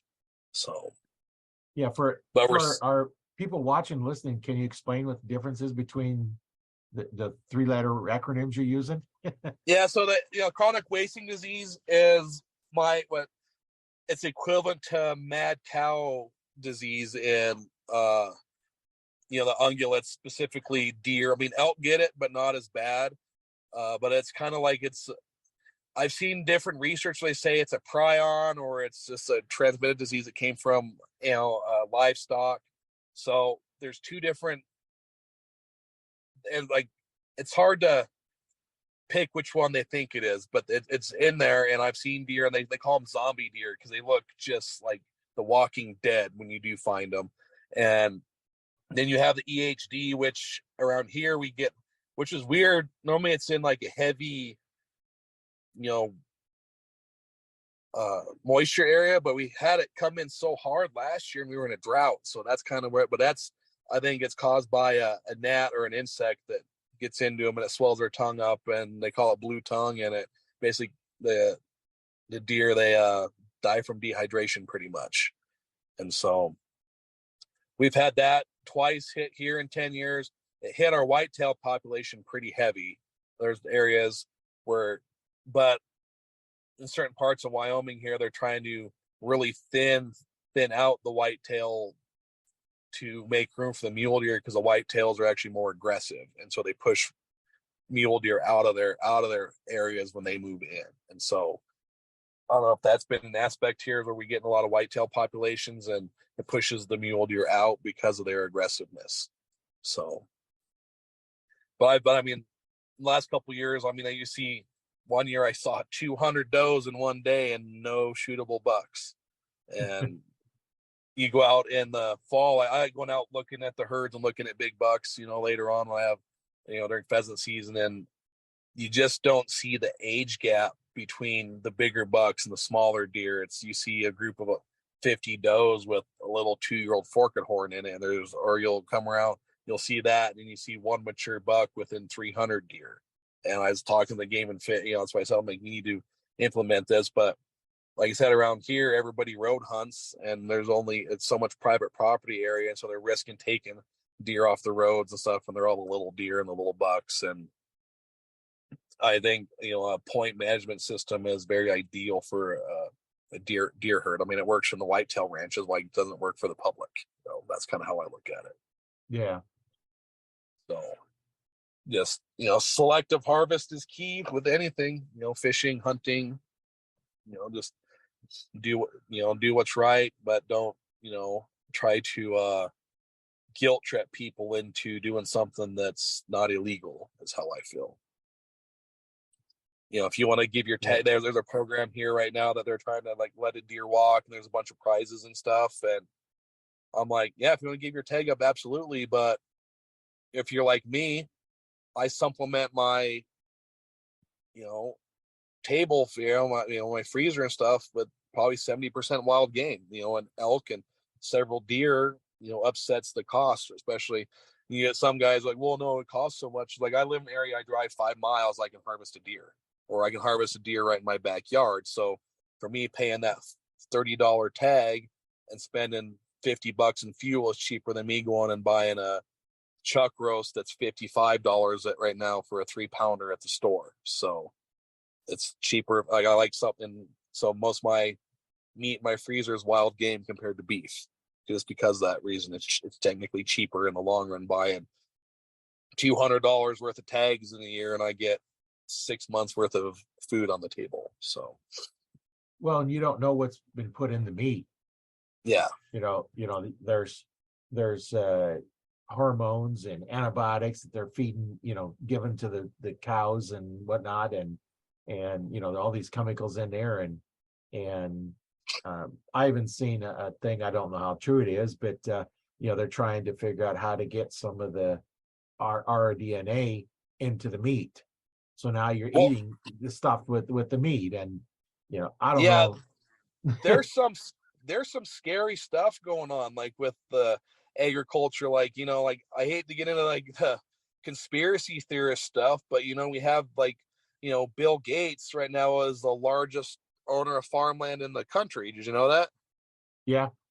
So, and he's big on to like, I mean, he said himself, he's like, no modern society should be farming and eating meat. So he's buying up all these ranches and stuff to stop that because of his own beliefs. There's that stuff going, and then we have like the PETA and everybody, and the animal activists. I mean, I can go all day long for this stuff, but at the end of the Yeah. day, wild game, is the healthiest, organic meat out there, and if it's done right, it's. And always say like all these animal rights, you guys are vegans and stuff. It's like, you guys can only be vegan because of modern conveniences at the grocery store. Without them, you guys would starve. Right. And Well, that's and until the wild game is better for you. I remember many years ago when I was in an archery club, this guy joined the archery club because he wanted to learn how to bow hunt to get meat. His kid had been having some problems, and they come to find out it's the growth hormones and other antibiotics and all the chemicals they stick in the beef. He was not tolerating it, so he was going to get venison for meat for his kid to eat. yeah, and I mean it's a very healthy stuff, but there's also a tick-borne disease that's out now that is. I don't know if you've ever heard of it. It's my sister told me about this when she was in the ER, when she worked in the ER down there in Arkansas, because guys were coming in like deathly sick to like iron and stuff from like eating red meat. Have you heard of this? That comes from the Lone Star ticks called alpha gal. That basically if it bites you, you become allergic to like red meat and iron and everything, and it's death. You get deathly allergic to it. Yeah, and so That's strange. Yeah. yeah, and we all seen Lyme disease, and it just showed up like a few years ago, and makes me wonder if. And I found some stuff to where you get into this stuff like the conspiracy theorists again, that these labs and people are coming up with ways to get people through insects, and they bite you, that they're creating these things because it just randomly showed up about 4 years ago. Because my sister was like, "Are you gonna be careful with the ticks out hunting and stuff?" Because the people that were sick were hunters and getting it from like turkey hunting out there, getting bit by this tick. So and that's kind of a scary thing to think about, but it's more in like that southwestern, Texas range, and that's like, wow, I never even thought about that would be a thing to worry about when I go hunting in Texas and that stuff. Now, like, makes me not Yeah. want to go down there because I like eating my wild game and that stuff. I mean, I don't think I could eat chicken for the rest of my life, Right. But yeah, it's kind of one of those funny things that make people think about for just conspiracy theorist stuff. And it's I get bored, I'll start reading on that. But that alpha gal thing is a pretty big thing, and I just don't know but had to believe where it came from. Yeah. Because but I mean, it could have been around a long time, and that's why people have food allergies. It's just from that nature selection of stuff. So You don't know. It's hard to tell. You don't know who to but believe and who not. But you know what? yeah, Eating wild game is generally the best thing to do anyway. and like I said, when I grew up in Alaska, food was so expensive. We ate so much fish, and you get a moose. I mean, that stuff was like shooting a beef. So that's kind of why I still do it down here. Is I'd rather eat the wild game and all that stuff. Even though I have 2 freezers full of it, kind of like an emergency stash right now, because I don't Yeah. know if stuff's gonna. When the grocery stores get so expensive, I don't want to. And like I said, last year I didn't really draw anything. I think I shot 1 deer, and this year I'm hoping to refill the freezer, so I'll get back where I can start doing that stuff again. But I try to butcher like my own animals and everything, and it's more as like I used to tell like friends that like wild game or eating meat. I'm like, you need to go out and either harvest a farm animal like a cow or something and do it all yourself once, because it makes you respect where your food comes from, in my opinion.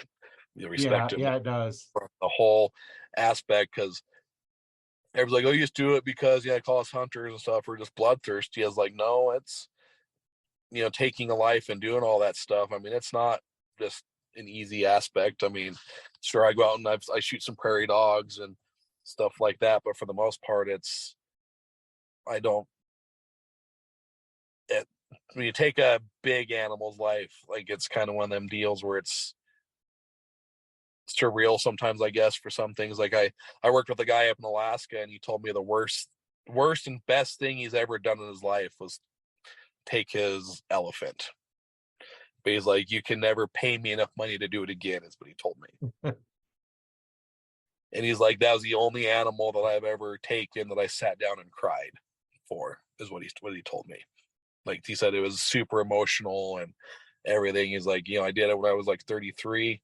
And this was an older gentleman that went all around the world, and he had like this massive trophy room and was big with Safari Club International and stuff. And he's like, it was just a experience that he's like, it wasn't something as a hunter, he's like, as you can see, but I could never do that again.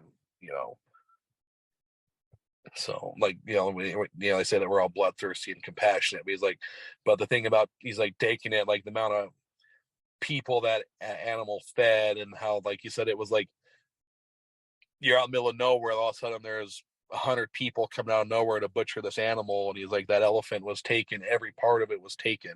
And he's like, I think that's, everybody just thinks that we go out and these big game trophy hunting stuff is all about just taking the trophy, but in reality it actually does a lot more good than people think it does for certain people. There, a lot of people get to eat off of it. Yeah. And we're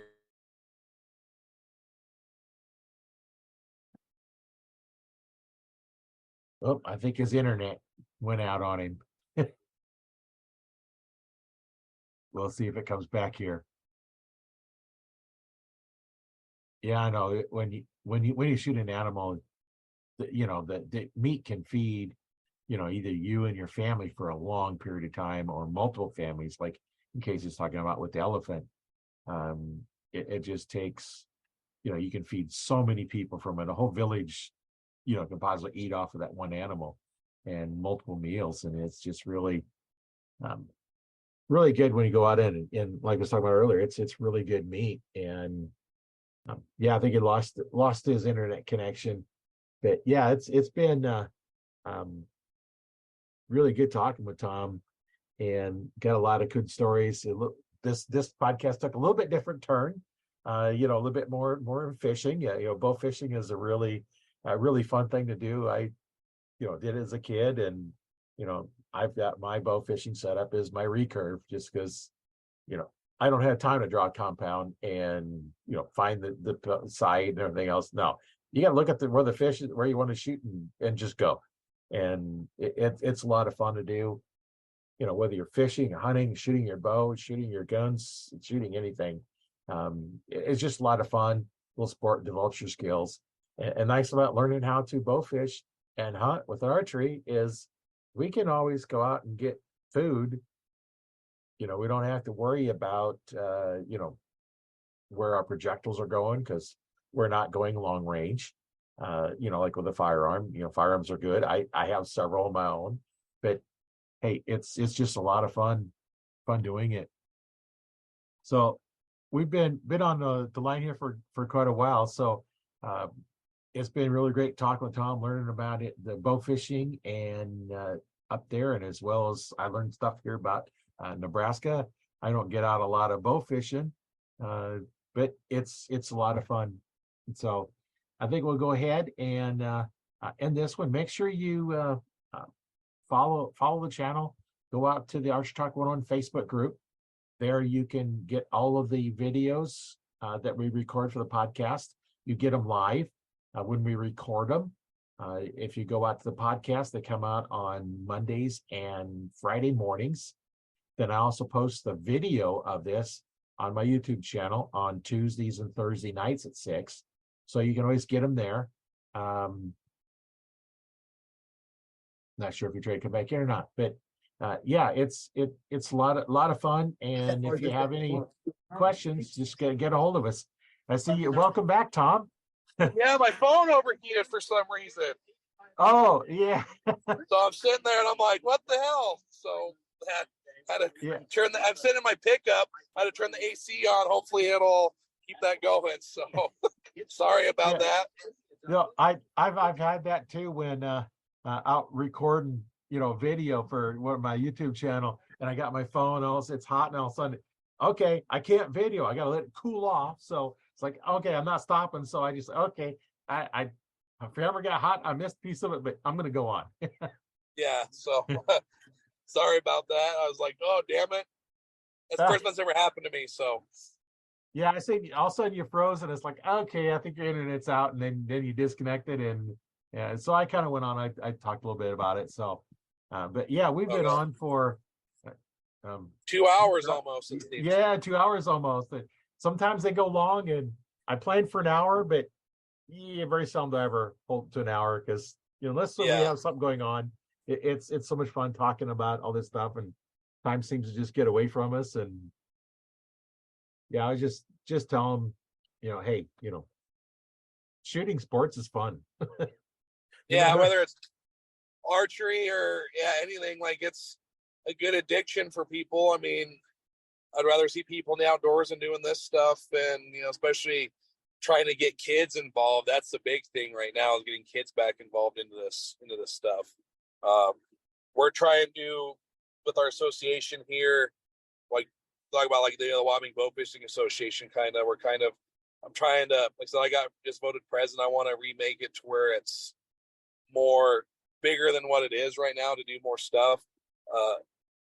One of the things, the big passion I do, I love taking kids out and like getting into the sport and stuff. Like some days I'll get bored when I'm going to scouting. I'll go grab, some of the local kids here in town, and we go out and shoot fish on the local lake. But I've been talking with some people. As the hard part is getting the sponsorships and the stuff to make the stuff happen. But I want to make a trailer, because Eastern Nebraska, Rich Porter kind of does this. I think you know him. Yeah, I know Rich. Yeah. So they have that. They have that youth bowfishing stuff, mentorship program over in Eastern Nebraska. This is where I kind of got. They did that here in Wyoming. They have a trailer with bows and everything. They go teach archery safety and all this stuff, and doing all that stuff. I'd like to get that happening out here in Wyoming to encompass northern Colorado, western Nebraska, because all that stuff's easternly in like all of Wyoming, and just try to get kids involved. And we did our first youth shoot last year, I want to say.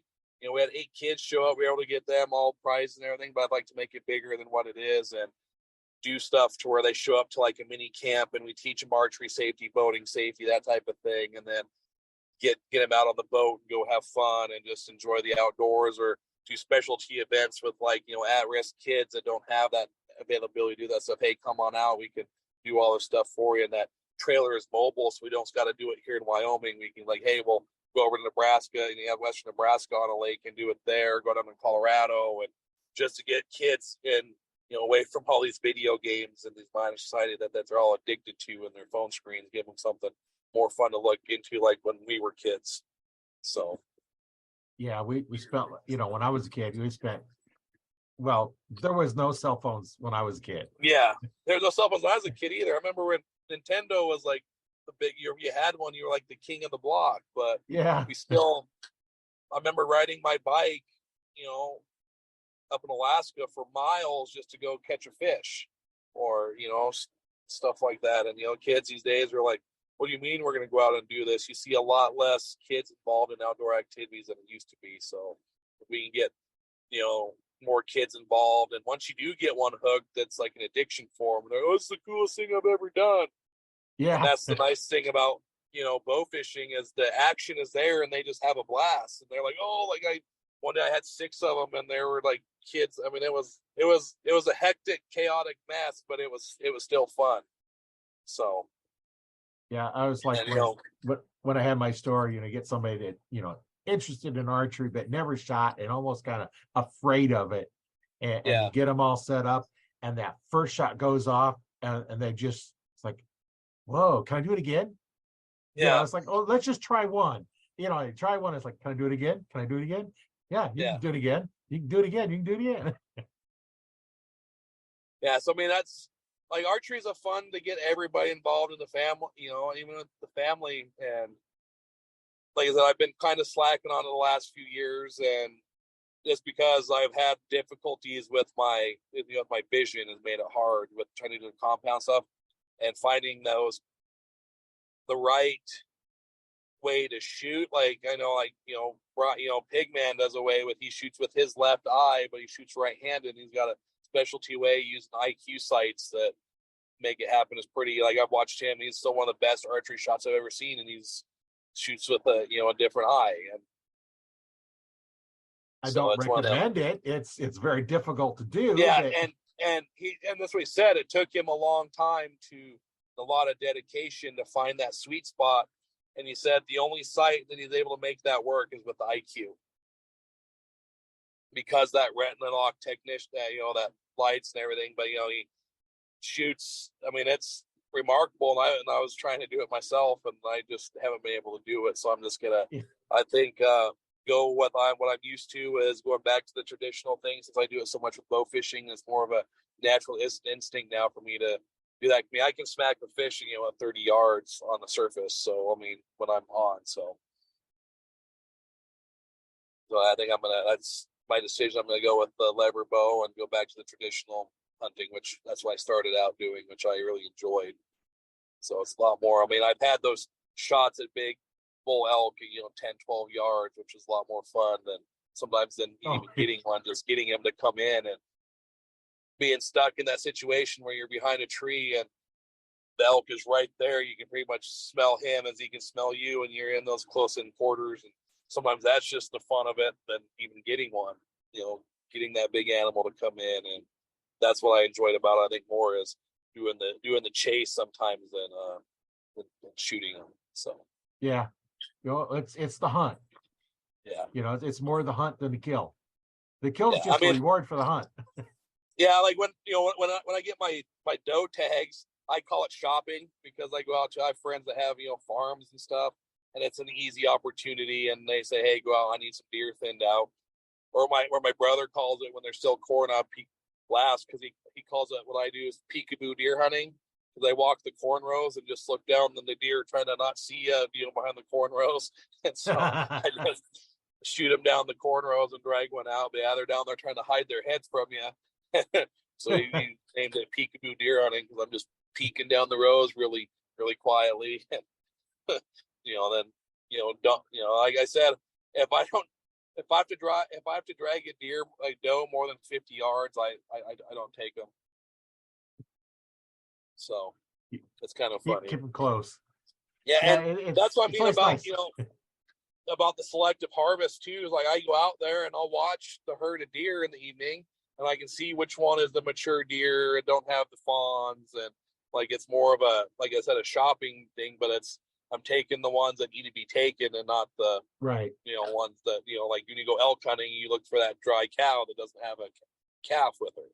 So, but yeah, that's I'm a firm believer in you take the right animals when they need to, and there's areas where you just need to thin them out. Like when I go hunt in Missouri, one of the ranches I go hunt to, I have to shoot two does before I can even take a buck. Yeah. Yeah, so it's one of them deals. You get so overrun, and they give you extra tags for that purpose, but it's because there's too many deer for the area to sustain.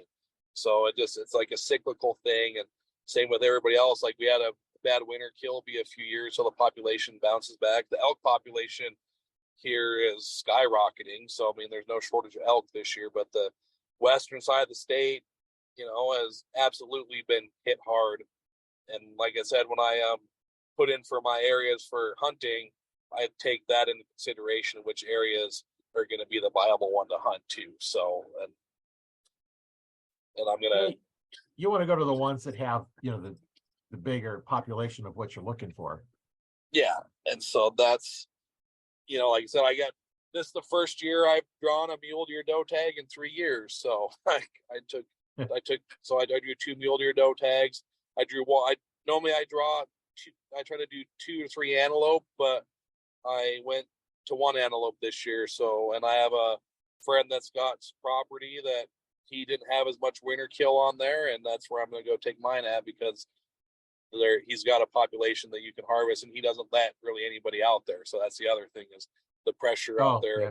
So that's what I mean. It's like, being a responsible hunter, like it's what we all should be taking into practice, and not just taking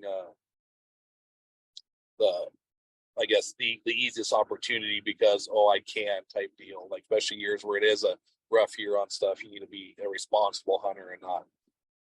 But we get those other, like I said, we have those right now. Everybody's pressuring people, telling don't come to the state this year. Don't hunt. It's not ethical of you. And I was like, it's their right to hunt. We can't tell people what to do. Their money, their tag. The season's not closed. I mean, it's going to be harder for people to hunt this year. I mean, I don't think the numbers of, hunting success rate is going to be high this year. But I mean, if it gets any worse, it's going to be, I think hopefully the Game and Fish do emergency closures, and they've already dropped season and tag numbers. Like some areas have 14 days, that's down to less than a week now, where that's 3 days hunting. So I think there's where the pressure and stuff's coming away. Not everybody's going to shoot their deer. But with that being said, though, too, the pressure is on for some people too, so you're going to, that's the other aspect of having a super short season versus closing it, is you're going to put the pressure on these guys like, I got to get my deer, so there's going to be a harder pressure too on the smaller deer that rate too, in my opinion. So yeah, because you've got 3 days. I'm not going to pass one up, because then I don't. Yeah, and I come get all anything the way from Missouri or Texas, or it took me 5 years to draw this tag, and so the pressure is going to be on for them to just fill their tag that they shot. So I hope, right, if anybody listening that has that, take that into consideration. Like, I'm not going to say don't hunt, but don't just try to pressure yourself to fill that tag because you drew it.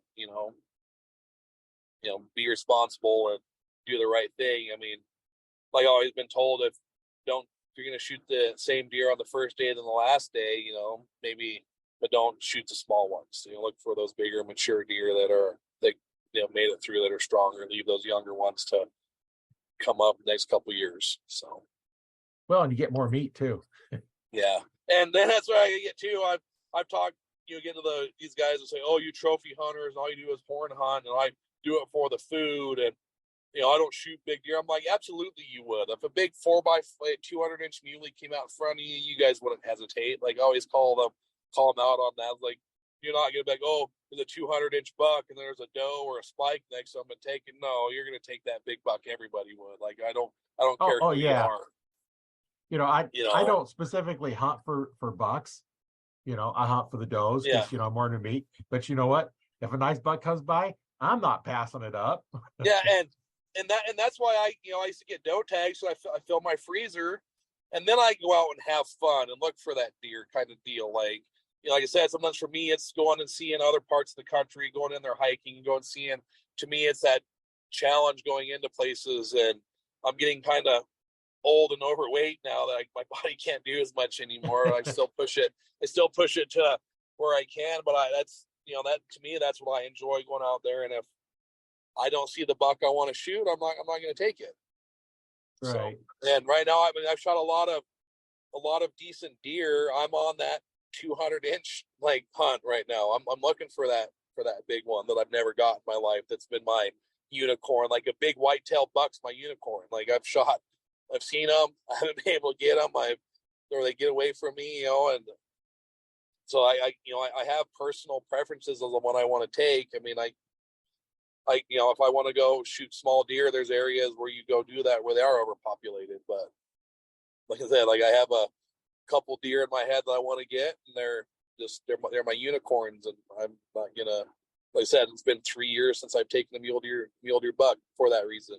So deer have been safe for me for 3 years. Buck has. And then last year, I have a little chunk of property out here, and I get here in about a month, I'll start seeing them. I get these big bucks that come in, they hang out, tell about like, ooh, I've been watching them in the evenings. I'm gonna get the bow out and go do some stalks on them, and it'd be nice to get a pretty cool velvet buck too.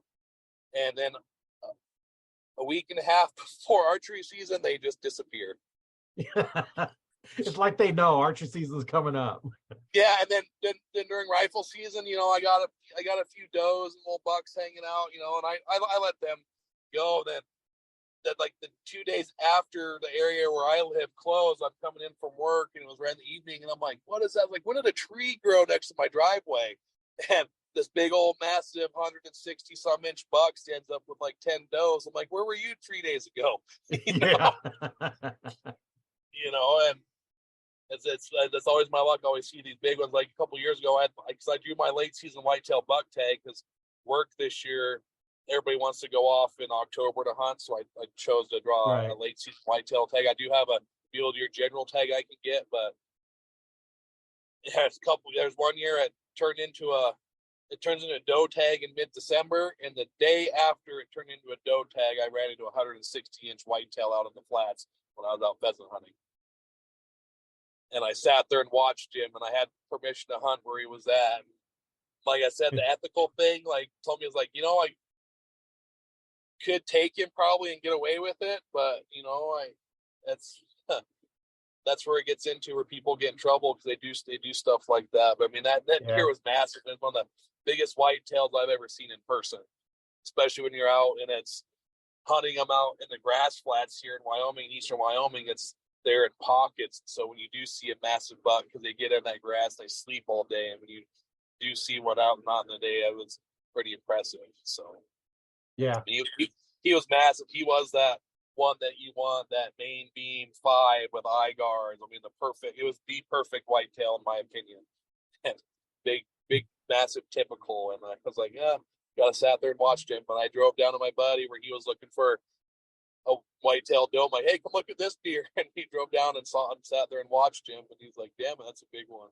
I was like, yeah, too bad we couldn't have seen him yesterday because we have permission to hunt that spot. So yesterday, but not today. Yeah. And then it's been fun. Like, that's the part I enjoy about hunting too. Like, when I lived in Alaska, I wasn't as much of a hunter as it was when I came back to Wyoming. I was like a diehard fisherman. Like, I love steelhead fishing, king salmon fishing. Like, I said I worked on commercial fishing boats, and then I come down here and it's more of a hunting community. Like, I taught myself how to call geese and all that stuff. And a lot of the stuff is, I will say, YouTube.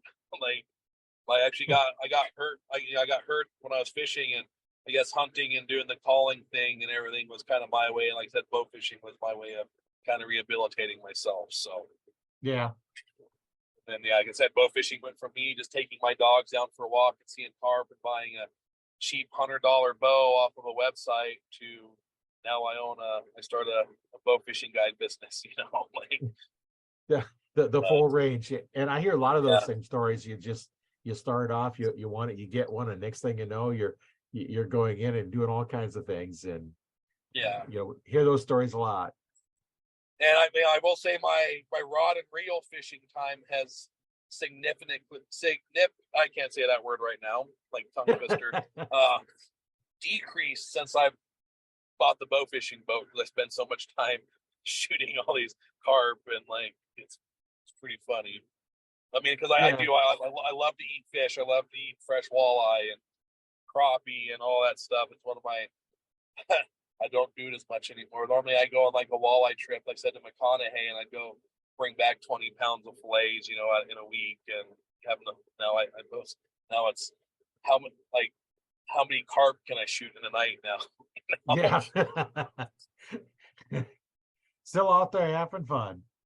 Yeah. And so like I said, we've been on here for a while, so it's been really great talking with you. I think we can talk for a couple more hours. Yeah, we'll do this again. Yeah. Maybe I'll drag the boat out. We can do a live one on the on the water for something fun, something different. So. Yeah, we could do that, and also too, we could do a review of the bows when you get ready to them. We can do a review on them, and Yeah, like all kind of I'll things. get on there because I do some reviews on like reels and type of, like, I always talk to, I see that you guys, hey, I'm interested in bow fishing. What do I do? And I actually will tell them this. It's going to be addicting to spend the money and bite the bullet earlier, but this is what you really want to get into for, like I said, like safety purposes. I don't want anybody to go out and get wrong information from somebody and that are just, because like I spend, my life is pretty much now with bow fishing. Like I said, the president of our association now, dealing with, the Bow Fishing Association of America, the state representative and stuff. So, I mean, I'm pretty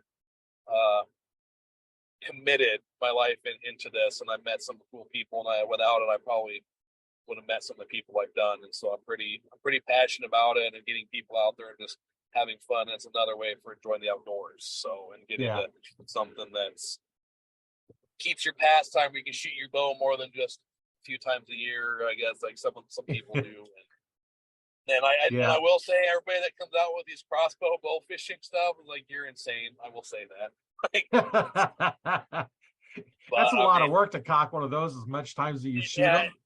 And then they make these ones, and I just like, everybody tries, and I've never seen one succeed yet. So that's all I'm saying. Just stop wasting money.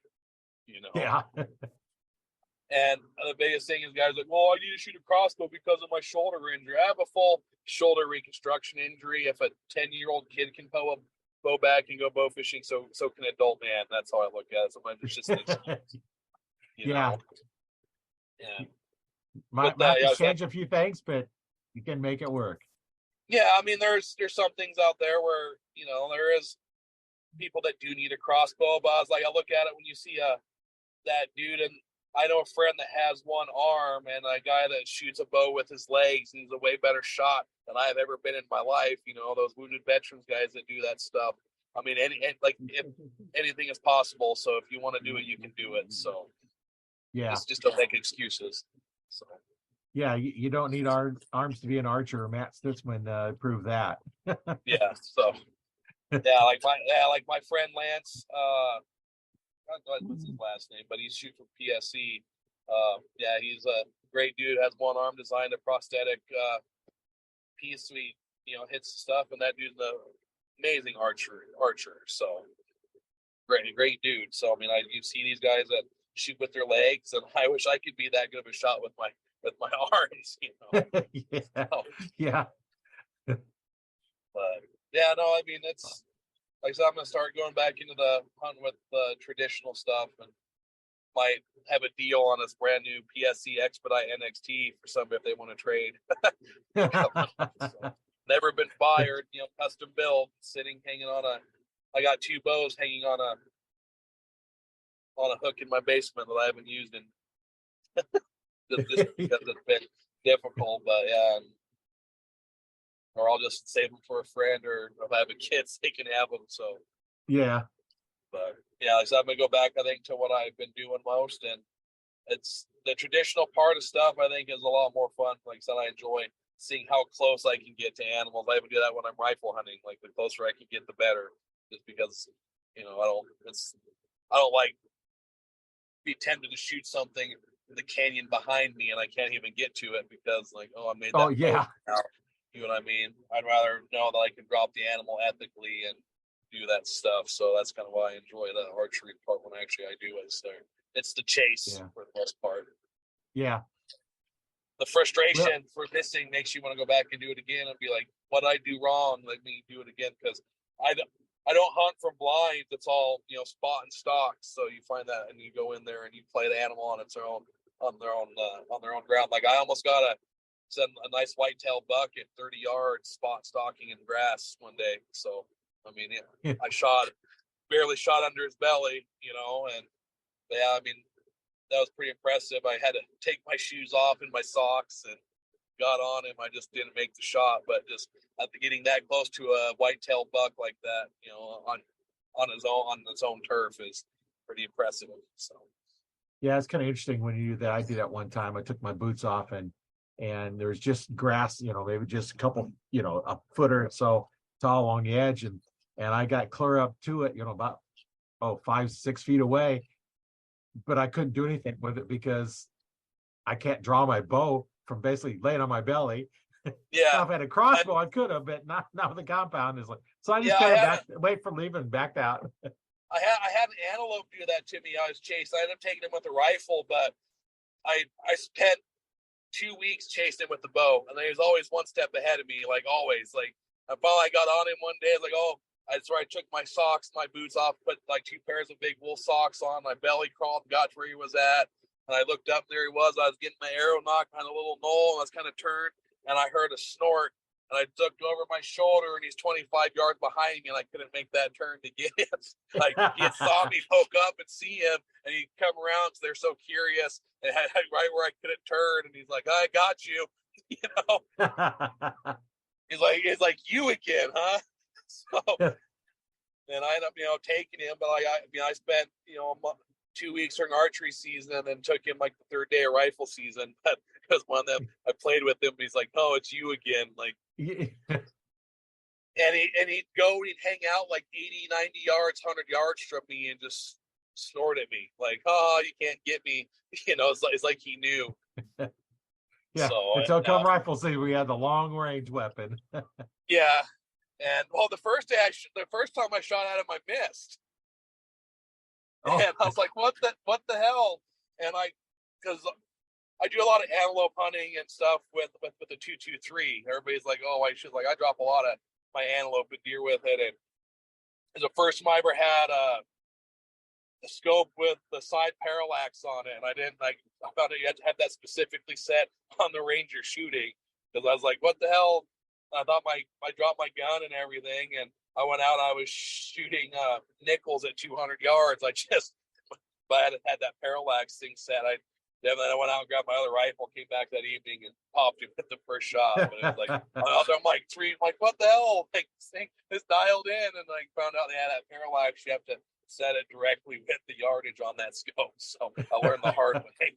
It was 100, 150. He was 125 yards, and I couldn't hit him. So yeah, you got to know your equipment. Yeah, and it was a brand new, scope I got playing with it. It was fed the turrets and stuff, and it was just one of them. I was like, I put it on the infinity setting, and I learned you got to have it exactly at the yardage you're shooting at with the stuff. So it was a learning experience. So yeah. Well, hey, we've been on here for quite a while. It's been great talking to you. Yeah, I gotta I'm go. Sure you got things to do, and 50 million flies on my pickup. I got all this carp in my truck. I gotta go get rid of. They're steaming in this hot sun. So I better go dump those things before I start getting I don't have any neighbors, but I need to go do this and wash my truck.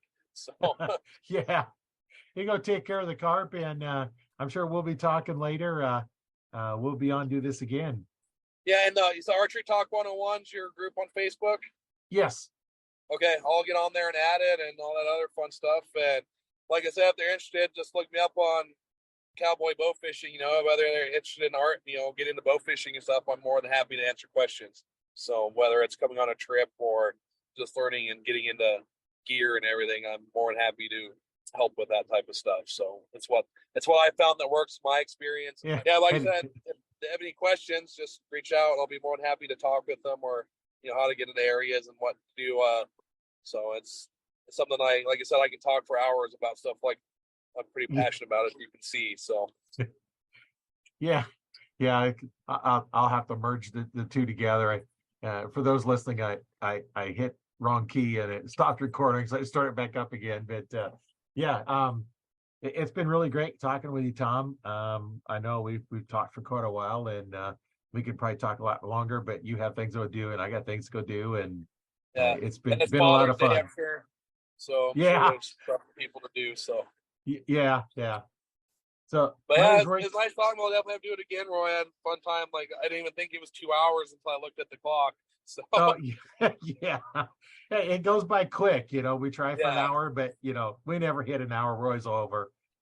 Yeah, like I said, you're the second podcast I've done, so it's been pretty fun doing these things. I enjoy doing them. So yeah, my name is Roy Canterbury. I've been your host today on Arch Talk 101, and with Tom as our special guest, talking about bow fishing and well as everything else and hunting and everything else. Stay tuned for the next one. will be coming up. I do these twice a week, and it's so much fun. So we'll see everybody next time. That's y'all. Thank you for having me, Roy. Appreciate it, and we'll have to do another one for sure. So Yeah, we will. All right. thanks, Roy. Have a good day, man. Yeah.